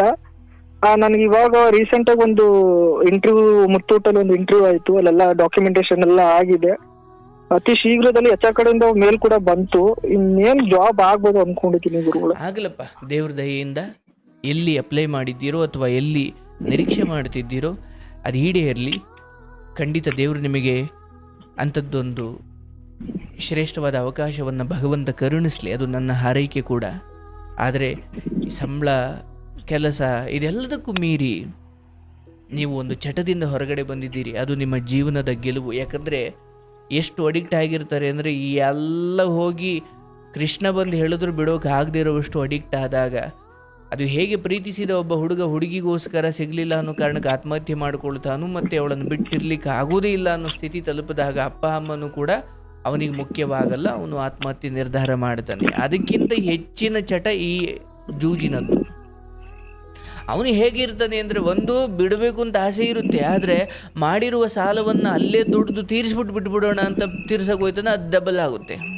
ಹೌದು ಗುರುಗಳೇ, ಆಗಲ್ಲ ಗುರುಗಳೇ ಅದು. ಹಾಗಾಗಿ ಎಲ್ಲ ಯುವಕರಿಗೆ ಎಲ್ಲ ಬಿಲ್ಡಿಂಗ್ ಅದ ಮಕ್ಕಳನ್ನು ಕಳ್ಕೊಂಡು ಅನಾಥರಾಗಿದ್ದಾರೆ. ಅಪ್ಪ ಅಮ್ಮ ಕೋಟಿ ಕೋಟಿ ದುಡ್ದು ನಮ್ಮ ತಂದು ಎದೆ ಮೇಲೆ ಹಾಕು ಅಂತ ಏನು ಹೇಳಿರಲ್ಲ, ಆದರೆ ಈತ ಅಂದ್ಕೊಂಡ್ಬಿಟ್ಟಿರ್ತಾನೆ, ನಾನು ಇಲ್ಲಿ ದುಡಿದ್ಬಿಟ್ಟು ರಾತ್ರಿ ಚೆನ್ನಾಗಿ ದುಡಿದ್ಬಿಟ್ಟು ಸರ್ಪ್ರೈಸ್ ಮಾಡಿಬಿಡೋಣ ಅಂತ ಹೋಗಿ ಜೀವನವನ್ನೇ ಹಾಳು ಮಾಡ್ಕೊಂಡ್ಬಿಡ್ತಾನೆ. ಹೌದು, ಒಳ್ಳೆ ಮಾರ್ಗದಲ್ಲಿ ಹೋದಾಗ ನೀವು ಎತ್ತರದ ಸ್ಥಾನಕ್ಕೆ ಏರಲಿಕ್ಕೆ ಸ್ವಲ್ಪ ತಡವಾಗಬಹುದು. ಆತುರದಲ್ಲಿ ಹೋಗಿ ಏನೇ ಎತ್ತರಕ್ಕೆ ಏರಿದ್ರೂ ಮತ್ತೆಂದೂ ಏಳಲಾರದಷ್ಟು ಪಾತಾಳಕ್ಕೆ ಬಿದ್ದು ಹೋಗ್ತೀರ. ಬೇಡ, ಯಾರನ್ನೂ ಇಂಪ್ರೆಸ್ ಮಾಡೋದು ಬೇಕಿಲ್ಲ. ನಿಮ್ಮ ತಂದೆ ತಾಯಿಯನ್ನು ಸೇರೇ ಹೇಳ್ತಾ ಇದ್ದೀನಿ, ನೀವಲ್ಲದ್ದನ್ನು, ನಿಮ್ಮ ಶಕ್ತಿ ಅಲ್ಲ, ನಿಮ್ಮ ಪ್ರತಿಭೆ ಅಲ್ಲ, ನಿಮ್ಮ ಕೈಲಿ ಅದು ಆಗಲ್ಲ, ಆಗದೇ ಇರೋದನ್ನು ಅವ್ರನ್ಯಾರನ್ನೂ ಮೆಚ್ಚೋದಿಕ್ಕೆ ಏನೋ ಮಾಡ್ಲಿಕ್ಕೆ ಹೋಗಿ ಕಡೆಗೆ ಜೀವಕ್ಕೆ ಕೂತು ಬಂದಾಗ ಯಾರೂ ಆಗಲ್ಲಪ್ಪ. ಮಾಡು ಅಂತ ಹೇಳಿದ್ವ ಅಂದ್ಬಿಡ್ತಾರ ಮೇಲೆ. ಹಾಗಾಗಿ ವ್ಯಕ್ತಿತ್ವ ಎಲ್ಲಿ ಹೋದರೂ ಕೈ ಬಾಯಿ ಶುದ್ಧವಾಗಿರಬೇಕು. ಕೆಲಸದ ಜಾಗದಲ್ಲಿ ಅವ್ರಿಗೆ ಗೌರವ ಕೊಡೋ ಥರ ಇರಬೇಕೆ ಹೊರತು, ಅಯ್ಯೋ ಅವ್ನು ಸಿಕ್ತವ್ರ ಹತ್ರ ಎಲ್ಲ ಸಾಲ ಕೇಳ್ತಾನೆ, ನೀನನ್ನು ಮಾತಾಡ್ಸೋಕು ಇನ್ನು ಮುಂದೆ ನೋಡ್ಕೊಳ್ಬಾರ್ದವ್ರು. ಯಾಕೆ ಕೇಳಿಸ್ಕೊ, ಯಾಕೆ ಜನ ಕೆಲವೊಬ್ರು ಯುವಕರು ಹಂಗೆ ಮಾಡ್ಕೊಳ್ತಾರೆ ನೋಡಿ. ಅವ್ರಿಗೂ ಕೇಳಬೇಕು ಅಂತ ಏನಿರಲ್ಲ, ಬಟ್ ಇಲ್ಲಿ ಜೂಜಿಂದೋ ಇನ್ಯಾವುದೋ ಅಡಿಕ್ಷನ್ ಬಿದ್ದುಬಿಟ್ಟಿರ್ತಾರೆ, ದುಡ್ಡು ಬೇಕಿರುತ್ತೆ. ಈಗ ಎಂಡು ಹುಡುತಕ್ಕೆ ದಾಸನಾಗಿರೋ ಸಿಕ್ದವನ್ನೆಲ್ಲ ದುಡ್ಡು ಕೇಳ್ತಾನೆ. ಒಂದು ಅವನು ಕುಡಿತಾನೆ ಅನ್ನೋ ಕಾರಣಕ್ಕೆ ಮೊದಲು ಕೆರ ಬಿಡೋ ಜಾಗದಲ್ಲಿ ಬಿಟ್ಟಿರ್ತಾರೆ ಅವನ್ನ. ಅದಲ್ಲೇ ಇನ್ನೊಂದು ಏನು ಮಾಡ್ಕೊಳ್ತಾನೆ ತಪ್ಪು ಅಂದರೆ ಸಿಕ್ತವ್ರನ್ನೆಲ್ಲ ದುಡ್ಡು ಕೇಳ್ತಾನೆ. ಯಾಕೆ ಕೇಳ್ತಾನೆ? ಅವ್ನು ಚಟ ಇದೆ ಅದಕ್ಕೆ ಕೇಳ್ತಾನೆ. ಚಟ ಇಲ್ಲವನು ಯಾಕೆ ಕೇಳ್ತಾನೆ ಅಂದರೆ ನೋಡಿ, ಒಂದು ಚಟ ನಿಮಗೆ ಊರ್ನವ್ರ ಹತ್ರ ಎಲ್ಲ ನಿಮ್ಮನ್ನು ಕೆಟ್ಟವ್ರು ಹಾಕ್ಸ್ಬಿಡುತ್ತೆ. ಸಿಕ್ತವ್ರನ್ನೆಲ್ಲ ದುಡ್ಡು ಕೇಳೋ ಥರ ಮಾಡುತ್ತೆ ಚಟ, ಹೌದಲ್ಲ? ಈಗ ಕುಡುಕ ಹೆಂಗೆ ಕೇಳ್ತಾನೋ ಹಂಗೆ ಜೂಜಿಗೆ ಬಿದ್ದಿರೋರು ಅಷ್ಟೇ. ಒಂದು 500 ಇದ್ರೆ ಕೂಡ ನಾನು ಬೆಳಿಗ್ಗೆನೇ ಕೂಡ ಸಂಜೆ ಕೊಟ್ಬಿಡ್ತೀನಿ ಅಂತಾರೆ. ಅವಾಗ ಏನಾಗ್ಬಿಡುತ್ತೆ, ಯಾವಾಗ ನೀನು ಸಿಕ್ಕದಾಗೆಲ್ಲ ದುಡ್ಡು ಕೇಳೋನು ಅಂತ ಗೊತ್ತಾಗ್ಬಿಡುತ್ತೋ, ನಿನ್ನ ಹತ್ರಕ್ಕೂ ಬರಲ್ಲ ಜನ, ಮರ್ಯಾದೆ ಕೊಡಲ್ಲ, ಬೈಯೋಕ್ಕೆ ಶುರು ಮಾಡ್ತಾರೆ. ಅಂದರೆ ಒಂದು ಚಟ, ಒಂದು ಕೆಟ್ಟ ಮಾರ್ಗ ಮರ್ಯಾದೆ ಹಾಳು ಮಾಡ್ತು, ವ್ಯಕ್ತಿತ್ವ ಹಾಳು ಮಾಡ್ತು, ದುಡ್ಡೆಲ್ಲ ಕಸಿದುಕೊಳ್ತು, ಜೀವನ ಹಾಳು ಮಾಡ್ತು, ಕಡೆಗೆ ಅದು ಸಾಯೋವರೆಗೂ ನಿನ್ನನ್ನು ಅದು ಬಿಡಲ್ಲ. ಓಹೋ ಅಂದ್ರೆ ಅದರ ಅರ್ಥ, ಕೆಲಸದ ಜಾಗದಲ್ಲಿ ಏನು ಸಂಬಳ ಬರುತ್ತೆ ಅಥವಾ ನಾನು ನಿಯತ್ತಾಗಿ ಒಳ್ಳೆಯ ಮಾರ್ಗದಲ್ಲಿ ಏನೇನು ದುಡಿಮೆ ಇದೆ ಅಷ್ಟೇ ನಾನು ಕಮಿಟ್ಮೆಂಟ್ ಇಟ್ಕೊಳ್ಬೇಕೆ ಹೊರತು ಅದಕ್ಕೆ ಮೀರಿ ಏನೇನೋ ಹೊರಗಡೆ ಮಾಡ್ಕೊಳ್ತಾ ಹೋದರೆ ನಾನು ಸಿಕ್ತವ್ರನ್ನೆಲ್ಲ ಸಾಲ ಕೇಳಬೇಕಾಗುತ್ತೆ, ಹೌದಲ್ಲ? ಹಂಗೆ ಕೇಳಿದಾಗ ಏನಾಗುತ್ತೆ, ವ್ಯಕ್ತಿತ್ವಗಳು ಹಾಳಾಗುತ್ತೆ. ಅಯ್ಯ, ಈಗ ನಿನ್ಗೇನೋ ರೋಗ ಬಂದು ಆಸ್ಪತ್ರೆಯಲ್ಲಿ ಬಿದ್ದಿದೀಯ ಕಷ್ಟಕ್ಕೆ ಅಂದ್ರು ಇಲ್ಲ ಇವ್ನು ಕುಡಿಯೋಕೋ ಜೂಜ್ಗೋ ಕೇಳ್ತಾನೆ ಅನ್ಕೊಂಡ್ಬಿಡ್ತಾರೆ ಜನ. ಅವಾಗ ಏನನ್ಸುತ್ತೆ, ನಿಜವಾದ ಕಷ್ಟ ಬಂದಾಗಲೂ ಯಾರು ಕೈ ನೀಡಲ್ಲ. ಅದಕ್ಕೆ ನಾವು ಯುವಕರಾಗಿ 26, 27 ಅಥವಾ ಈ ಹಂತದಲ್ಲಿರುವ ನಾವು ಯಾರ ಹತ್ರನೂ ಒಂದು ವೇಳೆ ನಾನು ಕೇಳ್ತೀನಿ ಅಂದರೆ, ಒಂದು ಪ್ರಾವಿಷನ್ ಸ್ಟೋರ್ ಇಡ್ತಾ ಇದ್ದೀನಿ ಅಥವಾ ಒಂದೇನೋ ಹೊಸ ಬಿಸ್ನೆಸ್ ಮಾಡ್ತಾ ಇದ್ದೀನಿ ಅಥವಾ ಏನೋ ಒಂದು ಹೊಸ ಏನೋ ಒಂದು ಬಿಸ್ನೆಸ್ ಶುರು ಮಾಡ್ತೀನಿ ಅಂದರೆ, ನಾನು ಸಾಲ ಕೇಳುವ ಉದ್ದೇಶ ಇದೆಯಲ್ಲ ಅದೇ ಅವ್ರಿಗೆ ಇಂಪ್ರೆಸ್ ಆಗ್ಬಿಡ್ಬೇಕು. ಇವನೇನೋ ಮಾಡ್ತಂಗಣಪ್ಪ ಅಂತ ಅವ್ನು ಕೊಡಬೇಕು. ನಾಳೆ ಅವನು ಇಲ್ಲಪ್ಪ ಅವನು ಏನೋ ಮಾಡ್ದ, ಒಂಚೂರು ಫೇಲ್ ಆಗಿದ್ದಾನೆ, ಸೋತಿದ್ದಾನೆ ಅಂತ ಅನಿಸ್ಬೇಕೆ ಹೊರತು, ಅಯ್ಯೋ ಇವನು ಕುಡಿಯೋಕ್ಕೆ ಸಾಲ ಇಸ್ಕೊಂಡಿದ್ನ, ಜೂಜಿಗೆ ಸಾಲ ಇಸ್ಕೊಂಡಿದ್ನ ಅಂತ ಅಂದಾಗ ಇಲ್ಲ. 26, 27 ಅಥವಾ ಈ ಆಸುಪಾಸಿನ ಯುವಕರಾದ ನಾವು ಸಾಲ ಕೇಳಿದ್ರೆ ಒಂದು ಬಿಸ್ನೆಸ್ ಕೇಳಬೇಕು, ಇಲ್ಲ ಏನೋ ಮನೆ ಕಷ್ಟ ಇದೆ ಕೇಳಬೇಕು. ಅದಕ್ಕೆ ಬಿಟ್ಟು ಕುಡಿಯೋಕೋ ಜೂಜಿಗೋ ಬೈಕ್ ತಗೊಳಕೋ ಇನ್ನೇನ್ಕೋ ಇದಕ್ಕೆ ನಾವು ಕೇಳ್ತಾ ಹೋದರೆ ಮನುಷ್ಯನಿಗೆ ಒಂದು ವ್ಯಕ್ತಿತ್ವ ಅಂತ ಇರುತ್ತೆ, ಅದು ಒಮ್ಮೆ ಕಳೆದು ಹೋಗ್ಬಿಟ್ರೆ ನಿನ್ಗೆ ಆನೆ ತಂದು ಕೊಟ್ಟರು ಆ ನಂಬಿಕೆ ಬರಲ್ಲ. ಹಾಗಾಗಿ ಇಲ್ಲಿ ನೆಕ್ಸ್ಟು ನಿಮ್ಗೆ ಕೆಲಸ ಸಿಗುತ್ತೆ, ಒಳ್ಳೆ ಕಡೆ ಜಾಬ್ ಆಗುತ್ತೆ, ನೀವು ಮತ್ತೆ ಮೊದಲಿಗಿಂತ ಚೆನ್ನಾಗಿ ನಿಮ್ಮ ಆರೋಗ್ಯ ಸ್ಥಿತಿ, ನಿಮ್ಮ ಮಾನಸಿಕ ಸ್ಥಿತಿ ಎಲ್ಲ ಚೆನ್ನಾಗುತ್ತೆ, ಮನ ಎರಡೂ ಚೆನ್ನಾಗಾಗುತ್ತೆ. ಆದರೆ ಮತ್ತೆ ಯಾವ ತಪ್ಪು ಮಾಡಬಾರ್ದು ಅಂದರೆ, ಒಂದು ಯಾವ ಚಟಕ್ಕೆ ಬೀಳಬಾರ್ದು. ಅದು ಜೂಜು ಮಾತಾ ಅಂತ ಅಲ್ಲಪ್ಪ, ನಾನು ಯಾವುದು ಹುಡುಗಿ ಚಟಕ್ಕೆ ಬಿದ್ದುಬಿಟ್ಟಿರ್ತಾನೆ, ಅವಳನ್ನು ಮೆಚ್ಚೋಕೆ ಒಂದಷ್ಟು ಸಾಲ ಮಾಡಿಬಿಟ್ಟಿರ್ತಾನೆ. ಅಂದರೆ ಜೂಜಿಗಿಂತ ಬೇರೆ ಏನೂ ಅಲ್ಲ, ಅದು ಎರಡು ಸೇಮೆ. ಹುಡುಗನ್ ಸಾಲ ಕೇಳ್ತಾ ಇರೋದು ಅವನ ಚಟಕ್ಕೆ, ಜೂಜ್ ಬಿದ್ದಿರೋನು ಅಡಿಕ್ಷನ್ ಆಗಿರೋನು ಬೆಟ್ಟಿಂಗ್ ಸಾಲ ಕೇಳ್ತಾನಲ್ಲ ಅವನ ಚಟಕ್ಕೆ, ಒಂದು ಹುಡುಗಿ ಮೆಚ್ಚೋದಿಕ್ಕೆ ಬೈಕಲ್ಲಿ ಕೂರಿಸ್ಕೊಂಡು ಓಡಾಡಿ ಅವಳನ್ನು ಇಂಪ್ರೆಸ್ ಮಾಡಿ ಅವಳಿಗೆ ಖರ್ಚು ಮಾಡಿ ಅದಕ್ಕೂ ಸಾಲ ಕೇಳೋರು ಇರ್ತಾರೆ. ಅಂದರೆ ನಾನು ನಿಮ್ಗೆ ಏನು ಹೇಳ್ತಾ ಇದ್ದೀನಿ, ನೆಕ್ಸ್ಟ್ ಕೆಲ್ಸಕ್ಕೆ ಹೋಗ್ತಿರಲ್ಲ ಅಲ್ಲಿ ಜೂಜು, ಈ ಹೆಣ್ಣು, ಈ ಹೆಂಡ, ಇದರಿಂದ ಮಾತ್ರ ನೀನು ಸಾಲಗಾರ ಆಗ್ತಿ, ಬೇರೆ ಏನಕ್ಕೂ ಆಗ್ಲಿಕ್ಕಿಲ್ಲ. ಬಿಸ್ನೆಸ್ ಮಾಡಿದ್ರೆ ಆ ಸಾಲ ಬೇರೆ, ಅದು ಗೌರವಾನ್ವಿತ ಸಾಲ, ಅದನ್ನು ಒಂದು ವೇಳೆ ಸೋತ್ರೂ ಕೂಡ ನೀವು ಉತ್ತರ ಹೇಳ್ಬೋದು. ಇದಕ್ಕೇನು ಹೇಳ್ತೀರಾ, ಅಯ್ಯೋ ನಿಮ್ಮ ಹತ್ರ ಇಸ್ಕೊಂಬಿಟ್ಟು ನಾನು ಯಾವುದೋ ಒಂದು ಹುಡುಗಿಯಿಂದ ಓಡಾಡಿ ಎಲ್ಲ ಖರ್ಚು ಮಾಡಿಬಿಟ್ಟೆ ಅಂದ್ರೆ ಮಕ್ಕೂಗಿತಾರೆ, ಅಥವಾ ಕುಡ್ದು ಖರ್ಚು ಮಾಡಿದೆ ಅಂದ್ರೆ ಮಕ್ಕೂಗಿತಾರೆ, ಅಥವಾ ಜೂಜಾಡು ಖರ್ಚು ಮಾಡಿದೆ ಅಂದ್ರೆ ಮಕ್ಕೂಗಿತಾರೆ. ಅಂದರೆ ನಾನು ಏನಕ್ಕೆ ಸಾಲ ಮಾಡಿದ್ದೀನಿ ಅಂತ ನನಗೆ ಹೆಮ್ಮೆ ಅನಿಸ್ಬೇಕು. ನನ್ನ ಬಿಸ್ನೆಸ್ಗೋ ಅಥವಾ ಹೊಸದೇನೋ ಶುರು ಮಾಡಲಿಕ್ಕೂ ನಾನು ಮಾಡಿದೆ ಅಂತ. ಈಗ ನೋಡಿ, ನೀವು ಯಾರ್ಯಾರ ಹತ್ರ ಸಾಲ ಮಾಡಿದ್ದೀರೋ ಅದು ಮನಸ್ಸಿಗೂ ನೆಮ್ಮದಿ ಇಲ್ಲ, ಮನೆಗೂ ನೆಮ್ಮದಿ ಇಲ್ಲ. ಹೋಗಿ ಕೆಲಸ ಮಾಡಿ ನಿಮ್ಮ ಕೊಲೀಗ್ಸ್ ಇರ್ತಾರಲ್ಲ ಅವ್ರ ಜೊತೆ ದುಡ್ಡಿನ ವ್ಯವಹಾರನೇ ಇಟ್ಕೊಳ್ಬಾರ್ದು. ಸಾಧ್ಯವಾದ್ರೆ ಕೇಳಬೇಡಿ, ಮರ್ಯಾದೆಗಳು ಹಾಳಾಗ್ತವೆ. ನಾಳೆ ದಿನ ಮುಂದೆ ಹಾಗೆ ಕಾಂಟ್ಯಾಕ್ಟ್ಗಳು ಬೆಳೆಸ್ಕೊಂಡು ಐಆರ್ ಜಾಬ್ಗೆ ಇನ್ನೇ ಎತ್ತರಕ್ಕೆ ಹೋಗ್ಬೇಕು ಅಂದರೆ ಜನಗಳನ್ನು ನಾವು ಗೌರವಾನ್ವಿತವಾಗಿ ಇಟ್ಕೊಳ್ಬೇಕೇ ಹೊರತು, ಅಯ್ಯೋ ಕುಡುಕ್ ನನ್ನ ಮಗ ಸಿಕ್ತಾಗೆಲ್ಲ ದುಡ್ಡು ಕೇಳ್ತಾನಪ್ಪ, ಅಯ್ಯೋ ಒಂದು ದೊಡ್ಡ ಸಾಲಗಾರ, ಅದು ಇದು ಅಂತ ಅಭಿಪ್ರಾಯಗಳು ಬಂದುಬಿಟ್ರೆ ಎಲ್ಲೂ ನೆಮ್ಮದಿಯಾಗಿ ಬದುಕೋಕ್ಕಾಗಲ್ಲ ಅಲ್ವಾ? ಅಷ್ಟು ಮಾಡಿ ನಿರ್ಧಾರ ಮಾಡಿದ್ದೀರಿ, ಭಾಳ ಸಂತೋಷ. ನಿಮ್ಮ ತಂದೆ ತಾಯಿಗಳೇ ಮಗನಾಗಿದ್ದೀರಿ. ದೇವರು ನಿಮಗೆ ಬೀಸೋ ದೊಣ್ಣೆಯಿಂದ ತಪ್ಪಿಸ್ಕೊಳ್ಳುವಂತೆ ಯಾವುದೋ ಒಂದು ರಸ್ತೆ ಅಪಘಾತದಲ್ಲಿ ಜಸ್ಟ್ರಲ್ಲಿ ಬಚಾವಾಗಿದ್ದೀರಿ. ಏನು ತೊಂದರೆ ಆಗಲ್ಲ, ಎಲ್ಲ ಒಳ್ಳೆಯದೇ ಆಗುತ್ತೆ, ಕೆಲಸ ಕೂಡ ನಿಮಗೆ ಸಿಗುತ್ತೆ. ಆದರೆ ಈ ಹಿಂದೆ ಮಾಡಿದ ಎಡವಟ್ಟುಗಳನ್ನು ಮಾಡಬಾರ್ದು. ದುಡ್ಡಾಸೆ ಬೇಡಪ್ಪ. ಎಷ್ಟು ಸ್ವಲ್ಪ ಬಚಾವಾಗಿದ್ದೀನಿ ಗುರುಗಳೇ, ಎಲ್ಲ ಎಚ್ಚರಿಕೆ ತಗೋಬಿಟ್ಟಿದ್ದೀನಿ. ಗ್ರೇಟ್. ಹಂಗೆ ಬದುಕಪ್ಪ, ನಿನಗೆ ಒಳ್ಳೇದಾಗಲಿ. ಭಾಳ ಖುಷಿಯಾಗಿದ್ದೆ ಏನಂದರೆ, ಯುವಕರ ಕುರಿತು ನೀವು ಒಂದು ಮಾತು ಹೇಳಿದ್ರಿ, ಯಾರು ಬೆಟ್ಟಿಂಗು, ಜೂಜಾಟ, IPL ಅಥವಾ ಮ್ಯಾಚು ಅದು ಇದು ಅಂತ ದುಡ್ಡು ಕಟ್ಟಿಕೊಂಡು ಏನಾಗ್ಬಿಡುತ್ತೆ, ಎಷ್ಟೋ ಸಾರಿ ದುಡ್ಡಿನ ವಿಚಾರದಲ್ಲಿ ದುಡ್ಡು ಕಳ್ಕೊಳೋದು ಒಂದು, ಎಷ್ಟೋ ಜನ ಈ ಬೆಟ್ಟಿಂಗ್ ಆಡಿ ಜಗಳಗಳು ಶುರುವಾಗಿ ದ್ವೇಷಗಳಾಗಿ ಕೊಲೆಗಳಲ್ಲೇ ಅಂತ್ಯ ಆಗ್ಬಿಡುತ್ತದು. ಹೌದು, ಇದ್ರಲ್ಲಿ ನಾನು ಸ್ವಲ್ಪ ಯೋಚನೆ ಮಾಡಿದೆ, ಸ್ವಲ್ಪ ರಿಸರ್ಚ್ ಕೂಡ ಮಾಡಿದೆ. ತುಂಬಾ ಆಲ್ಮೋಸ್ಟ್ 70% ಯುವಕರು ಇದಾರೆ ಗುರುಗಳೇ. ಜಾಸ್ತಿ ದುಡ್ಡು ಆಗ್ತಿರೋದೇ ಈ ಗ್ಯಾಂಬ್ಲಿಂಗ್ ಗುರುಗಳೇ. ಭಯಂಕರ ಯಾಕಂದ್ರೆ ಅವ್ರ ಯೋಗ್ಯತೆಗೂ ಮೀರಿ ಕೆಲವು ಇಲ್ಲದನ್ನು ಇದೆ ಅಂತ ತೋರಿಸ್ಕೊಂಡು ಓಡಾಡ್ತಾರಲ್ಲ, ಅದನ್ನ ಮೇಂಟೈನ್ ಮಾಡ್ಲಿಕ್ಕೆ ದುಡ್ಡು ಬೇಕು ಅವ್ರಿಗೆ. ಹೌದು, ಅದೊಂದು ಹುಡುಗಿನೋ ಹೆಂಡನೋ ಹೆಣ್ಣೋ ಇನ್ನೇನೋ ಈಗ ಆಯ್ತಪ್ಪ, ಈಗ ನಾನು ನಂದೊಂದು ಆಶ್ರಮ, ನಂದೊಂದು ಬದುಕು, ಓಕೆ, ನನಗಿಷ್ಟು ದುಡಿಮೆ ಅಥವಾ ಇಂಥದ್ದೊಂದು ಜೀವನ, ನನ್ನ ತಾಯಿ, ನನ್ನ ಬದುಕು, ಈ ಆಶ್ರಮಕ್ಕೆ ಬರೋ ಜನ, ಅಥವಾ ನನ್ನ ಕೆಲವು ಕಾರ್ಯಕ್ರಮಗಳು, ನನ್ನ ಕೆಲವು ಸಾಧಕರ ಮಾತುಕತೆಗಳು, ಅಥವಾ ನಾನು ಓಡಾಡ್ತೀನಿ, ನಂದೊಂದು ಕಾರು, ನಂದೊಂದು ಮನೆ, ನಂದೊಂದು ಜೀವನ. ನಾನು ಇದನ್ನು ಮೀರಿ ಬಹುಶಃ ಇನ್ಯಾವುದೋ ಚಟಕ್ಕೆ ಬಿದ್ದೆ ಅಂದುಕೊಳ್ಳಿ, ನಾನು ಹಿಂಗೆ ಸಮಾಧಾನವಾಗಿ ಕೂತ್ಕೊಳ್ಳಿಕ್ಕೆ ಆಗೋದೇ ಇಲ್ಲ. ನಾನು ಆ ಚಟ ಅಥವಾ ಆ ಕೆಟ್ಟದಾರಿ, ಅದು ಹೆಂಡವೋ ಜೂಜೋ ಇನ್ನೇನೋ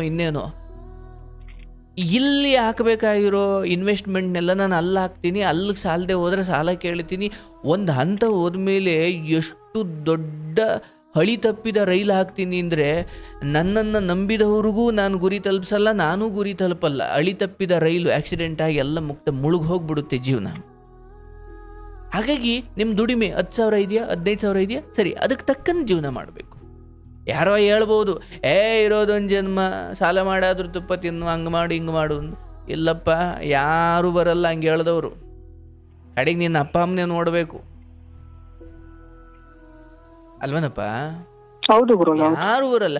ಯಾರೋ ದುಡ್ಡಿರೋನು ಹೇಳ್ಬಿಡ್ಬೋದು, ಸಾಲ ಮಾಡೋದು ತುಪ್ಪ ತಿನ್ನೋ, ಇರೋದೊಂದು ಜೀವನ, ಸಾಲಾಗಿಲ್ಲ ಮಾಡಬೇಕು, ಚೆನ್ನಾಗಿರ್ಬೇಕು, ಮೋಜು ಮಸ್ತಿ ಮಾಡಬೇಕು, ಹಂಗೆ ಹಿಂಗೆ.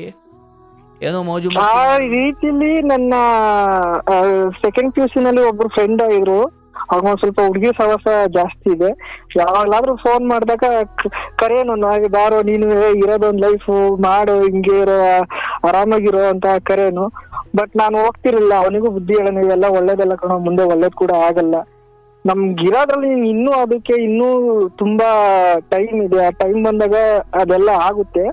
ಬಟ್ ಅದೆಲ್ಲ ಹೋಗ್ಬೇಡ ಕಣ ಅಂತೆಲ್ಲ ಹೇಳ್ದೆ. ಬಟ್ ಅವ್ನು ಕೇಳಿಲ್ಲ. ಬಟ್ ಕಂಟಿನ್ಯೂ ಇದ್ದಾನೆ.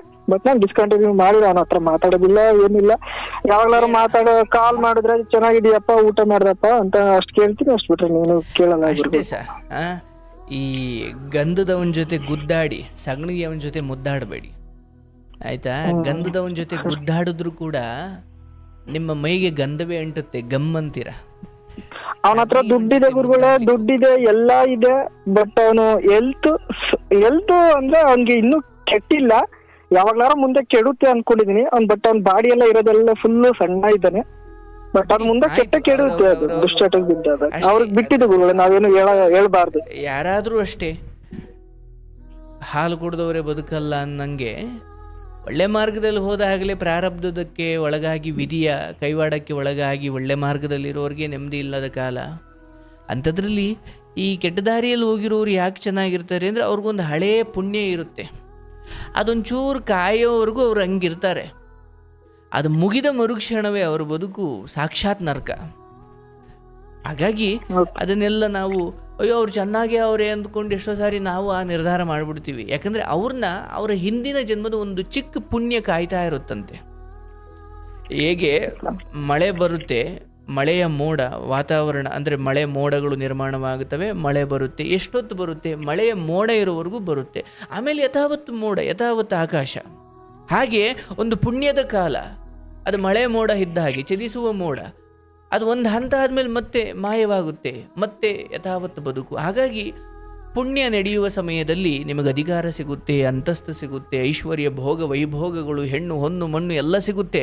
ಅಂದರೆ ಯಾಕಂದರೆ ನಿಮ್ಮ ಪುಣ್ಯದ ಕಾಲ ಅಂದರೆ ಶನಿಗುರು ಚೆನ್ನಾಗೈತಿ ಅಥವಾ ಗುರುಬಲ ಐತಿ ಅಂತ ಏನೋ ಹೇಳ್ತಾರಲ್ಲ, ಅದು ನಿಮ್ಮ ಪುಣ್ಯದ ಕಾಲ ಅಂತ. ಹಂಗಿದ್ದಾಗ ನೀವು ಮುಟ್ಟಿದ್ದೆಲ್ಲ ಚೆನ್ನಾಗ್ತಿರುತ್ತೆ.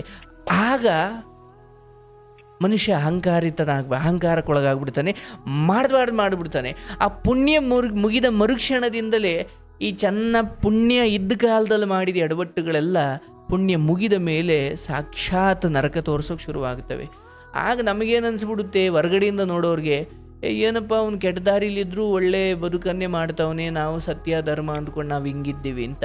ಆ ಕೆಟ್ಟ ದಾರಿಲಿದ್ದಾನೆ ಹೌದು, ಬಟ್ ಅವನ ಹಿಂದೆ ಒಂದು ಪುಣ್ಯ ಕಾಯ್ತಾ ಇದೆ, ಹಿಂದಿನ ಜನ್ಮದ್ದು. ಅದು ತೀರುತ್ತೆ. ಅದಾದಮೇಲೆ ಅವನಿಗೂ ಶಿಕ್ಷೆ ಆಗುತ್ತೆ. ಅಯ್ಯೋ, ಅವಾಗ ಇದೇ ಜನ ಅಂತಾರೆ, ಮಾಡಿದ್ದು ಅನುಭವಿಸ್ಬೇಕಿತ್ತು, ಬಾ ಎಲ್ಲ ಚೆನ್ನಾಗಿ ನಡೆಯೋ ಸಮಯದಲ್ಲಿ ಏನು ಮೆರ್ದ, ಈಗ ಅನುಭವಿಸ್ತಾವನೆ.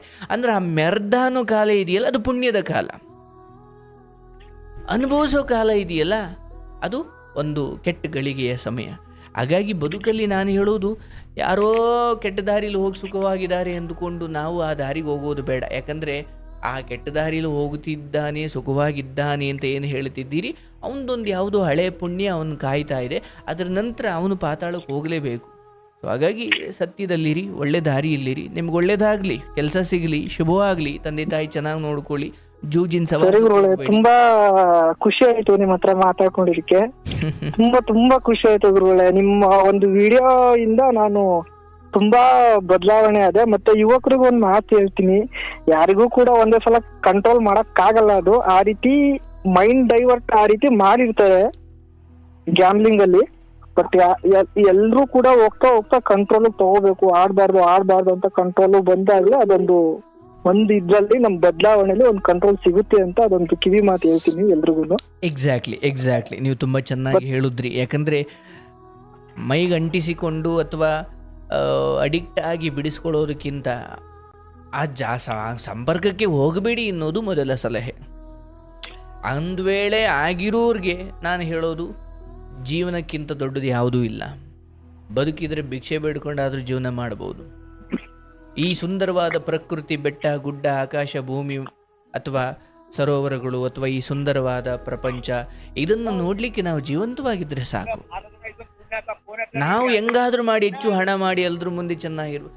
ಆಯಿತು, ಹಣ ಮಾಡಿದ್ರಿ, ಎಲ್ರ ಮುಂದೆ ತೋರಿಸ್ಕೊಂಡ್ರಿ, ಕಾರ್ ತಗೊಂಡ್ರಿ, ಬಂಗ್ಲೆ ಕಟ್ಟಿದ್ರಿ, ವಾಟ್ ನೆಕ್ಸ್ಟ್? ಆಮೇಲೆ ಏನು? ಆಯ್ತು, ಬಂಗಾರ ಹಾಕೊಂಡ್ರಿ, ಊರವರೆಲ್ಲ ಹೊಗಳಿದ್ರು ನಿಮಗಿಂತ. ಸರ್ ಮಾಡ್ತೀನಿ ಸರ್, ಆಮೇಲೆ ಮಾಡ್ತೀನಿ ಸರ್ ಗುರುಗಳೇ, ಮಾಡ್ತೀನಿ ಗುರುಗಳು. ಓಕೆ ಓಕೆ ಓಕೆ, ಸರಿ ಗುರುಗಳು, ಆಯ್ತು, ಥ್ಯಾಂಕ್ ಯು ಗುರು. ಸೊ ಇಲ್ಲಿ ಯಾವುದೇ ಕಾರಣಕ್ಕೂ ಕೂಡ ಹಣದ ವ್ಯಾಮೋಹಕ್ಕೆ ಬಿದ್ದು ನಾವು ಜೂಜು ಅಥವಾ ಶ್ರೀಮಂತರ ಹಿಂದೆ ಸುತ್ತೋದು, ಅವ್ರು ಯಾವುದೋ ಅವ್ಯವಹಾರಗಳನ್ನು ಮಾಡ್ಕೊಂಡಿರ್ತಾರೆ, ಅದರ ಜೊತೆ ಹೋಗಿ ನಾವು ದೊಡ್ಡವರು ಹಾಕ್ಬಿಡ್ತೀವಿ ಅನ್ನೋದು, ಅದೆಲ್ಲ ಸುಳ್ಳು. ಒಳ್ಳೆ ದಾರಿಯಲ್ಲಿ ದುಡಿಯೋಣ, ಒಳ್ಳೆ ದಾರಿಯಲ್ಲಿ ಇರೋಣ, ಅಷ್ಟು ಮಾತ್ರ ನಮ್ಮನ್ನು ಕಾಪಾಡುತ್ತೆ. ಉಳಿದದ್ದು ಪ್ರಾರಬ್ಧದ ಅಧೀನ. ಒಳ್ಳೆಯದಾಗಲಿ, ಶುಭವಾಗಲಿ. ಮುಂದಿನ ಕರೆ ತಗೊಳ್ಳೋಣ.